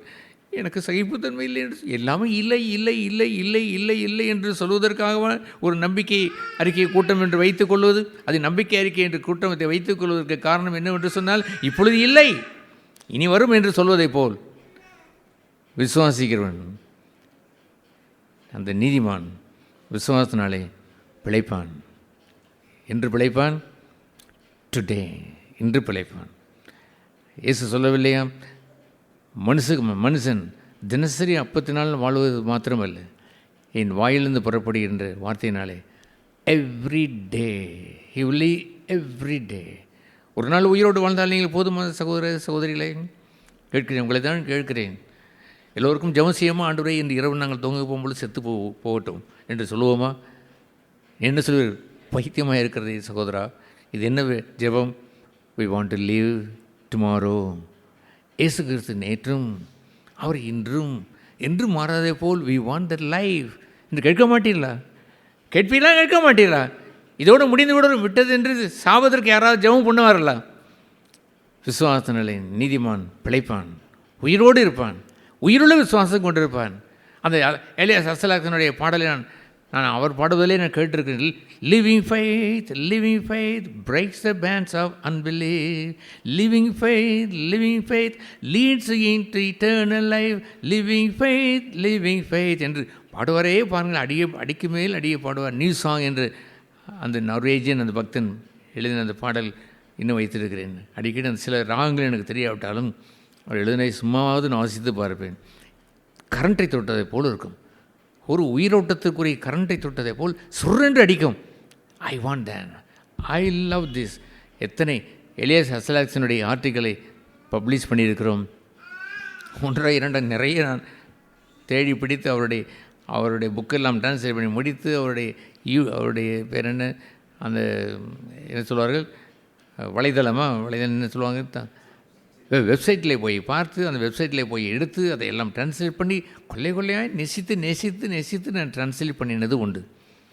That is wonderful thing. Faith in God. பட்டு போனது என்று சொன்னாலும் faith in God. He will make it blossom. அதை அவர் வசந்தமாய் மாற்றுவார். கனியில்லை என்று சொன்னாலும் he will make it fruitful. கனியுள்ளதாய் மாற்றுவார். Have faith in God. What is impossible? No, it is for men, but for God, everything is possible. That's a beautiful faith life. It is something like walking on the road of heaven. பரலோகத்தில் நடப்பதை போல் தோன்றவில்லையா? அந்த அவிசுவாசத்தில் போய் மடிவதா? சாவது என்பது அவிசுவாசம் தானே ஐயா. மரணம் என்று 2ஆம் மரணமாக அக்னிக்கடல் என்று சொல்வதற்கு முதல் லைனில் வருவது யார் என்று தெரியுமா? விபச்சாரன் என்று அல்ல, கொலைகாரன் என்று அல்ல. அவர்கள் வருகிறார்கள். முதலாவது வருவது யார் என்றாலும் அவிசுவாசிகளும் பயப்படுகிறவர்களும் 2ஆம் மரணமாகி அக்னி கடலிலே தள்ளப்படுவார்கள். இது உலகத்திற்காக சொல்லப்படவில்லை, நமக்காகவே தான் எழுதியிருக்கிறது. வேதபூதத்தை முழுவதும் படிக்கும் பொழுது யாரோ அஞ்ஞானிகளுக்கு என்று எண்ணாதீர்கள். பவுல் எழுதின நிறுவனம் முழுவதும் விசுவாசிகள் தான் எழுதினார், உங்களுக்காகத்தான் எழுதினார். எபிரேயர்களின் நிருபம் உங்களுக்காகத்தான் எழுதினார். உங்களுக்காகத்தான் அவர் சொன்னார், கெட்டு போகும்படி பின்வாங்காதீர்கள். கெட்டு போவதற்காக நீங்கள் பின்வாங்க வேண்டும், விசுவாசத்தை விட்டு பின்மாறி போவது என்று போய்விடாதீர்கள். ஏன் அந்த வசனத்தை நீங்கள் வாசித்ததே தவறு? என்ன வசனம் என்று சொன்னால், தவறு என்று அல்ல, சரியாகத்தான் இருந்தாலுமே கூட அந்த பிலிப்பியர் 2ஆம் அதிகாரத்தில் கொஞ்சம் செம்மையாய் வாசிப்பதற்கு கற்றுக்கொள்ள வேண்டும். அதை எப்படி வாசித்திருக்க வேண்டும்? பிலிப்பியர் 2ஆம் அந்த அதிகாரத்தில் நீங்கள் 13ஆம் வசனத்தோடு நின்று கொண்டு வாசிப்பதை விட்டுவிடுங்கள். அது கஷ்டம். என்ன கஷ்டம்? 12ஆம் வசனம் சொல்லிடுற கஷ்டம். ஆகவே இப்பொழுதும் அதிக பயத்தோடும் நடுக்கத்தோடும் உங்கள் ரட்சிப்பு நிறைவேற பிரயாசப்படுங்கள். ஏட்டேங்கப்பா பிரயாசப்படுங்கள் என்று சொல்லவும் இதையே பேசிக்கொண்டிருக்க சில சபையில் உண்டையா? அவர் எப்பொழுதுமே இதையே நடுக்குவது பிரயாசப்படுங்கள் என்று அவர்களை நேரான ஓட்டத்தை காட்டுவதில்லை. விசுவாச ஓட்டம் என்பது நேராக ஓடுவது. இவர்களை அந்த ராட்டினம் என்று சொல்வார்களே, கொடை ராட்டினமா அல்லது சுற்றி ஒரு ராட்டினத்தில் உட்கார வைத்து ஓடிக்கொண்டே இருப்பார். ஒன்றும் கிடைப்பதில்லை. கிடைக்கலாம் என்றால் சுற்றி ஓடிக்கொண்டே வரும். இவர்கள் சதா காலம் பிரயாசப்படும்படியே செய்து விட்டார்கள். அவர்கள் சொந்த பிரயாசத்தில் செய்ய விட்டுவிட்டு அதில் மகிழ்ச்சி காணும் சில தலைவர்களோடு இருக்கிறார்கள். வரட்டும், நாம் ஒன்றை பேசுவோம், பேசி முடித்தவுடன் உங்களுக்கு இல்லை என்று அடித்து சொல்லுவோம். உடனே அவர்கள் பயந்து போய் ஆமாம் எனக்கு இல்லை என்று சொல்லி அந்த குடராட்டினத்தில் ஏற்றிக்கொண்டு அதை சுற்றி கொண்டே வருவார்கள். எல்லோரும் இது நல்ல செய்தி நல்ல செய்தி என்று எண்ணுவதெல்லாம் அத்தனை பேரும் கொடைராட்டினத்தில் இருக்கிறான், சுற்றி கொண்டே தான் வருகிறான். இல்லாமல் நேர் ஓட்டம் என்பது இல்லை. எப்பொழுது நேர் ஓட்டம் என்று தெரியுமா? அந்த 13ஆம் அந்த 13ஆம் வசனம், அடுத்த வசனம். ஆகையால் ஏனெனில் தேவனே தம்முடைய தயவுள்ள சித்தத்தின்படி விருப்பத்தையும் செய்கையையும் உங்களில் உண்டாக்குறவராக இருக்கிறார். இதுதான் முதலில் வாசித்திருக்க வேண்டும். ஆங்கிலத்தில் காட் ஒர்க் உண்டாக்குகிறவராக இருக்கிறார் என்று சொல்வது காட் ஒர்க்ஸ். தேவன் கிரியை செய்கிறார். எதை கிரியை செய்கிறார்? போத் என்று ஆங்கிலத்தில் எழுதியிருக்கிறது. எதை கிரியை செய்கிறார்? ஆங்கிலத்தில் இருக்கிறது. யாரை வாசிக்க முடியும்? என்ன எழுதியிருக்கும்? போத். இந்த இரண்டையும் சேர்த்து, எது இரண்டையும் சேர்த்து? ஒன்று என்ன? விருப்பம். இன்னொன்று என்ன? செய்யும். Both God is given. God work that. தேவனே அந்த விருப்பத்தை உங்களுக்கு தந்தார். மனம் திரும்பி ரட்சிக்கப்பட்ட ஒரு மனுஷனை எத்தனை தடவை பேசினாலும் ரட்சிக்கப்படாமல் என்றைக்கோ ஒன்று ரட்சிக்கப்படுகிறேன் என்று சொன்னாலுமே கூட ஒரு விருப்பம் உண்டாயிருக்க வேண்டுமே. That's a good start. I started like then. I wish everybody should be like then. அப்படி தான் இருக்க வேண்டும் என்று நான் விரும்பியிருக்கிறேன். ஆனால் ஏன் அப்படி நடப்பதில்லை என்றும் புரிவதில்லை. That's such a great desire. அந்த கூட்டத்தில் இருந்து உட்காருவதற்கு முன்பாக சிகரெட் குடித்து கொண்டு வந்து உட்கார்ந்தேன். அது எப்படி விருப்பம் மாறியது? ஃபெய்த், அந்த விசுவாசத்தை கர்த்தர் கொடுத்தாரே பாருங்கள். That's a good start. அந்த எபிரேயர் 12ஆம் அதிகாரத்திலே அவர் அந்த ஓட்டத்தை, விசுவாச ஓட்டத்தை ஓடி பிதான் வலது வாசத்தில் அமர்ந்தார் என்று சொல்கிற இடத்திற்கு முன்பாக என்ன எழுதியிருக்க தெரியுமா? விசுவாசத்தை துவக்கிறவரும் முடிக்கிறவருமாய் இயேசு கிறிஸ்து என்று எழுதியிருக்கிறது. Who should begin my faith? யார் ஆரம்பிக்க வேண்டும்? It is God. யார் ஆரம்பித்திருக்க வேண்டும்? It is God. Who will end that faith? It is God. தேவன். Put God first. தேவனை வைத்து விடுங்கள். இப்படி நீங்கள் 13ஆம் வசனத்தை மாற்றி வாசித்து பாருங்கள். ஆகையால் தேவனே உங்களுக்கு இரண்டையும் கிரியை செய்வார். விருப்பத்தையும் தருவார், செய்கையும் தருவார். அவரே கிரியை செய்கிறார். God work in you. பின்பு 12ஆம் வசனம் வாசியுங்கள். ஆகவே அவரை நீங்கள் முன்னால் வைத்துக்கொண்டு, அவர் கிரியை செய்வதையே முன்னால் வைத்துக்கொண்டு என்ன செய்யுங்கள்? நல்ல பயத்தோடு நடுக்கத்தோடு அதை பின்பற்றி ஓடுங்கள் என்று எழுதியிருக்கிறது. இயேசு ஒரு நாளும் என்னை பின்பற்றி வா என்று தான் சொன்னாரே அல்லாமல் ஓடு என்று அவர் சொன்னதே இல்லை. இந்த பிகினிங் காட் என்று சொல்வதை அல்லாமல் அவர் பின்னால் வருவார். What you do first. நீ முதல் செய்ய அவர் சொல்லுவாரா? Everything should have the beginning with God. நான் எத்தனையோ மாறுபாடான உபதேசங்களுக்குள் உள்ள மக்கள் கடந்து வந்த போதிலும் ஒன்றை நான் விட்டதில்லை. என்னதோ ஒன்று அவர் சொல்லி அவர்கள் சஞ்சலப்படுத்துவதை நான் ஏற்றுக்கொள்ளவில்லை. ஏதோ சில நல்ல வார்த்தைகளை சொல்கிறதோடு சேர்த்து அவிசுவாச வார்த்தையை சொல்வதை நான் ஏற்றுக்கொண்டதில்லை. நம்பிக்கை அறிக்கைகள் என்று சொல்லிக்கொண்டு எல்லோரும் கொடைராட்டினை ஏறினதுக்கு நான் சம்மதித்தது இல்லை. நானும் அவரை ஹீ இஸ் த பிகினிங், அவர் என்னுடைய முதலானவர், அவரே என் முடிவாயும் இருப்பார். அவர் அல்ஃபா ஒமேகா, அவர் ஆதி, அவர் அந்தம் என்ற பிடிப்பு இருக்கிறதே நான் ஒரு நாளும் விட்டதில்லை. You have like then faith விசுவாசத்தை அப்படி நீங்கள் வெளியேற பெற்ற பொக்கிஷமாய் பிடித்து வாழுகிறீர்களாம். உங்களுடைய தாழ்ச்சியை பின்வாங்குதலை உணர்ந்து ஐயோ ஜீவனை விட்டு போகிறேனே, உயிரை விட்டு நான் பிழைத்திருக்க வேண்டிய இடத்தை விட்டு நான் உயிரை விட்டு வாழ்கிறேனே, கெட்டுப்போகபடி நான் பின்வாங்குவதா என்று உணர்ந்திருந்திருக்க வேண்டாமா? ஏன் விசுவாசம் வளரவில்லை? Something is not born of God. தேவனால் பிறக்கிறது தான் அந்த விசுவாசம். அந்த விசுவாசம் தான் உலகத்தை ஜெயிக்கும். அந்தந்த நேரத்தில் விசுவாசத்துக்குரிய ஒரு பங்கை கேட்டிருக்கக்கூடாது. Lord give me faith. இந்த நேரத்தில் நான் தள்ளாடுகிறேன், கிவ் மீ ஃபெய்த் என்று கேட்டு பாருங்கள். He will show you the faith. He will show the word of God. என்னுடைய வார்த்தையை ஒன்றை காண்பிப்பார். He will speak to you. உங்களுக்கு பேசுவார். என்றோ வாசித்த ஒரு புத்தகத்திலேருந்து சில கோட்டையை உங்களுக்கு சில கோட்ஸை அதை நினைவு ஊட்டி அவங்களை சொல்லிவிடுவார். அல்லது அசரீரமாய் சில வார்த்தைகளை உங்களோடு பேசுவார். தன்னை நேசிக்கிறவரிடத்திலே பலத்த விதத்திலே கிரியை செய்வார். விசுவாசத்தை நன்றாய் ஆரம்பித்த இடத்திலே முடிக்கவும் செய்வதற்கு எல்லா வேலைகளையும் செய்வார்.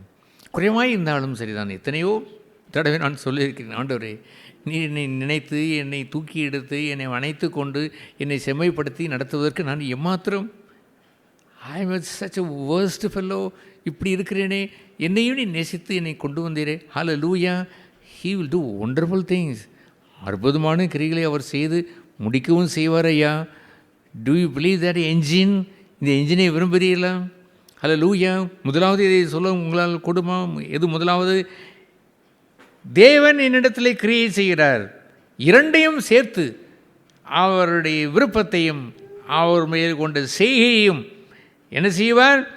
எனக்குள்ளே கிரியை செய்து முடிப்பார் என்று சொல்லி பார்த்து விட்டு பின்பு அடுத்தது ரெண்டாவது நீங்கள் வாருங்கள். ஆகவே நான் இப்பொழுது பயத்தோடும் நடுக்கத்தோடும் இந்த ரட்சிப்பு நிறைவேற நான் என்ன செய்வேன்? பின்னால் சென்று பிரயாசப்படுவேன். That is second part. I will come this behind Jesus. இயேசுக்கு பின்னால் வருவேன். விசுவாச ஓட்ட அல்லது முந்தின அதிகாரத்தை நீங்கள் பிலிப்பியருக்கு நீங்கள் வாசித்தீர்களே, என்ன வாசித்தீர்கள்? 1ஆம் அதிகாரம் 5ஆம் வசனத்தில், உங்களில் நற்கிரியை தொடங்கினவர் அது இயேசு கிறிஸ்துவின் நாள் வரைந்த முடிய நடத்துவார் என்று நம்பி, விசுவாசித்து நம்பி, யூ பிலீவ் திஸ், என்னை தொடக்கினவர் முடிப்பார் என்று விசுவாசித்திருக்கிறீர்களா? Do you have the engine? அது என்ஜினை வைத்திருக்கிறீர்களா?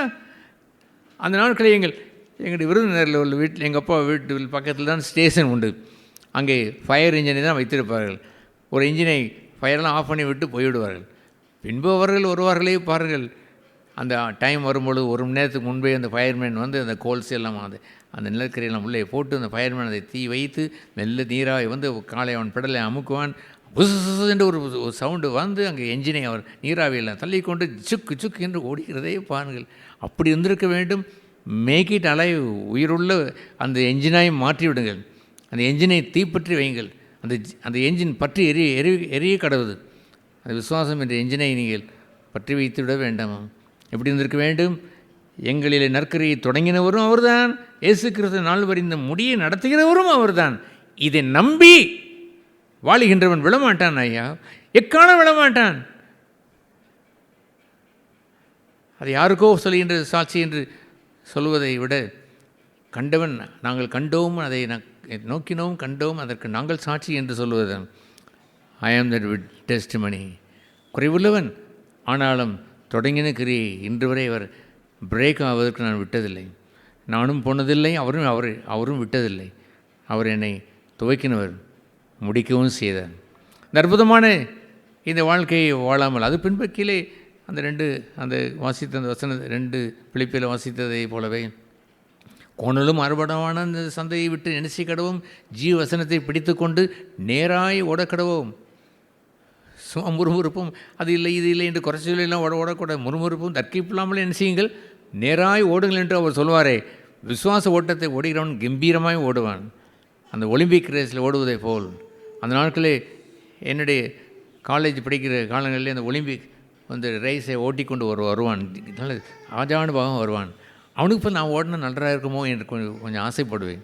ஸோ ஓகே, அந்த ஓட்டம் இல்லாவிட்டாலும் இன்னொரு ஓட்டத்திற்கு ஆண்டவர் அனுமதித்து விட்டார். அது என்ன ஓட்டம்? ஜீவ வசனத்தை பிடித்து கொண்டு நேராய் ஓடுகின்ற ஓட்டம். அங்கே கோணல் மாறுவிடுவான். அங்கேயும் எங்கேயும் போய்கொண்டு ஏராளமான ஏச்சுக்களையும் பேச்சுக்களையும் முறுமுறுப்பும் குறைச்சலும் வைத்து கொண்டு ஓடுவதல்ல. நல்ல விசுவாச ஓட்டத்தை ஓடுங்கள் என்ற அந்த ஓட்டத்தை நம்ம எல்லோரும் ஓட ஆண்டவர் இறங்க வேண்டும். அப்படி அனைவரும் சகோதரி முழுவதும் விசுவாச வீராங்கனைகள், இங்கே அனைவரும் விசுவாச வீரர்கள் என்று மாறிவிட்டால் சபை எப்படி இருக்கும்? இந்த முதலே தாங்காது என்று சொல்ல வேண்டும். அப்படி மாறிவிட வேண்டும். உங்கள் குடும்பம் மாற வேண்டும், உங்களுடைய உறவினர்கள் மாற வேண்டும், உங்கள் வீட்டார் மாற வேண்டும். அத்தனை பேருக்கும் அந்த தீயை பற்றி வைத்து விட வேண்டும். அந்த ஒலிம்பிக் டார்ச்சை பிடித்து கொண்டு ஓடுகிறவர்கள் அங்கே கொளுத்தி கொண்டே வருவார்கள். ஆங்காங்கே வைத்திருக்கிற பிரேக்கிங் டனல் என்று ஒன்று வைத்திருப்ப பிரேக்கிங் லேம்ப், அது ஒன்று கொளுத்தி கொண்டே வந்து கடைசியிலே போய் அந்த ஒரு எஜமான ஒருவர் இருப்பார், அந்த ட்ரில் மாஸ்டர் ஒருவர் இருப்பார், தலைவர் ஒருவர் இருப்பார். அவர் கையில் வந்து கொடுக்க அதை கொண்டு வந்து என்ன செய்வார்? வெற்றிகரமாக இது கொண்டு வந்து நாட்டுவாரே, அதுபோல் கொளுத்தி கொண்டு போங்கள், போகிற இடங்களெல்லாம் அந்த வெளிச்சத்தை கொடுங்கள், உங்கள் விசுவாசத்தை பகிர்ந்து கொடுங்கள், நீங்கள் பெற்றதை அநேகர் பெறும்படி உதவி செய்யுங்கள், சுவிசேஷத்திற்கு பணியாற்றுங்கள். அதுபோன்ற ஒரு அற்புதமான சபையாக இருந்துவிட்டது என்றால் இந்த மதுரை தாங்காது என்று தான் சொல்ல வேண்டும். அல்லேலூயா. இயேசு கிறிஸ்து ஒரே ஒரு நபர் கோதுமணியாக இருந்து நிலத்தில் விழுந்து செத்தது மிகுந்த பலன் என்றால் உலகமெங்கும் பலன் கொடுத்தாரே பாருங்கள். நம்ப முடிகிறதா? அதுவும் அவர் சொன்னார், அந்த நாசரேத் ஊரில் இருந்து ஊழியம் செய்த நேரத்தில் கிரேக்கு நாட்டை கூப்பிடுற அங்கே போகுமா என்று கேட்டபொழுது, இல்லை, பிதா எனக்கு தந்த இடத்தில் தான் ஊழியம் செய்வேன் என்று சொல்லி தன்னுடைய குறுகின அந்த அந்த அது பேர் என்ன, பவுண்ட்ரின்னா என்ன சொல்வது, எல்கை, அந்த எல்லையை இருந்து ஊழியம் செய்து உலகமெங்கும் தீ கொளுத்தி விட்டாரே ஐயா. உங்களுடைய வீட்டில் வாழ்ந்து பாருங்கள், உண்மையாக இந்த தீபத்தை ஏந்தி பாருங்கள், உங்கள் வீட்டை தீ கொளுத்தி விடலாம்.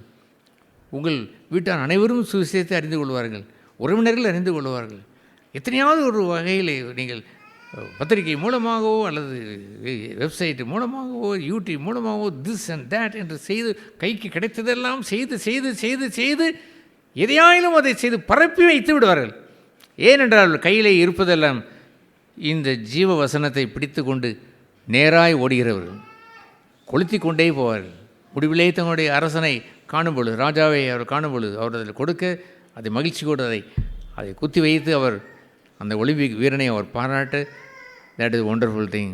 ஸ்தேவான் ஒரு முறை ஓடி அங்கே அவர் மரித்த பொழுது இயேசுவாண்டவர் பிதாவின் வலது வாசலில் உட்கார்ந்திருந்தார் என்று தான் வேதம் சொல்லுகிறது. ஆனால் அவர் எழுந்து நின்று அவனை வரவேற்று அவனுடைய தீபத்தை வாங்கி கொண்டாரே பாருங்கள். அப்படி இருக்க வேண்டும் ஒரு விசுவாச ஓட்டம். அதுபோன்று ஜெயமான விசுவாச ஓட்டத்தை எல்லோரும் வாழ ஆண்டவர் கிருபை செய்ய வேண்டும். ஜெபம் செய்ய கடவும். பரலோகபிதாவே, நீர் எங்களை அளித்திருக்கிற ஓட்டம் குமாரன் ஓடின அதே பாதையிலே ஓடும்படியாக வைத்திருக்கிற விசுவாச ஓட்டம் என்பதை அறிந்து உற்சாகம் கொண்டு உங்களுடைய அபிஷேகத்தை பெற்று உங்களுடைய பலனை பெற்று கிருபை அதிகமாய் பெற்று இந்த ஓட்டத்தில் நாங்கள் தீவிரமாய் ஓட விட்டு வந்த பதியெல்லாம் நாங்கள் மீண்டுமாய் அதை ஃபுல்ஃபில் பண்ண உதவி செய்கிறாங்க. எல்லோருக்கும் அந்த அனுகிரகத்தை தாரும், எல்லோருக்கும் நல்ல உற்சாகத்தை தாரும். அவிசுவாசமான பலகீனமான சந்தேகத்துக்குரிய சோர்வுக்குரிய எண்ணங்கள் வராதபடி நல்ல விசுவாசம் கொண்டவர்களாக நாங்கள் எல்லோரும் எழுந்து உமக்காக வாழ பிரகாசிக்க இனி வரும் நாட்களை பயன்படுத்தி கொள்ள கிருபை செய்கிறாங்க. இயேசு நாமத்தில் ஜெபிக்கிறோம் பரலோக பிதாவே. ஆமென்.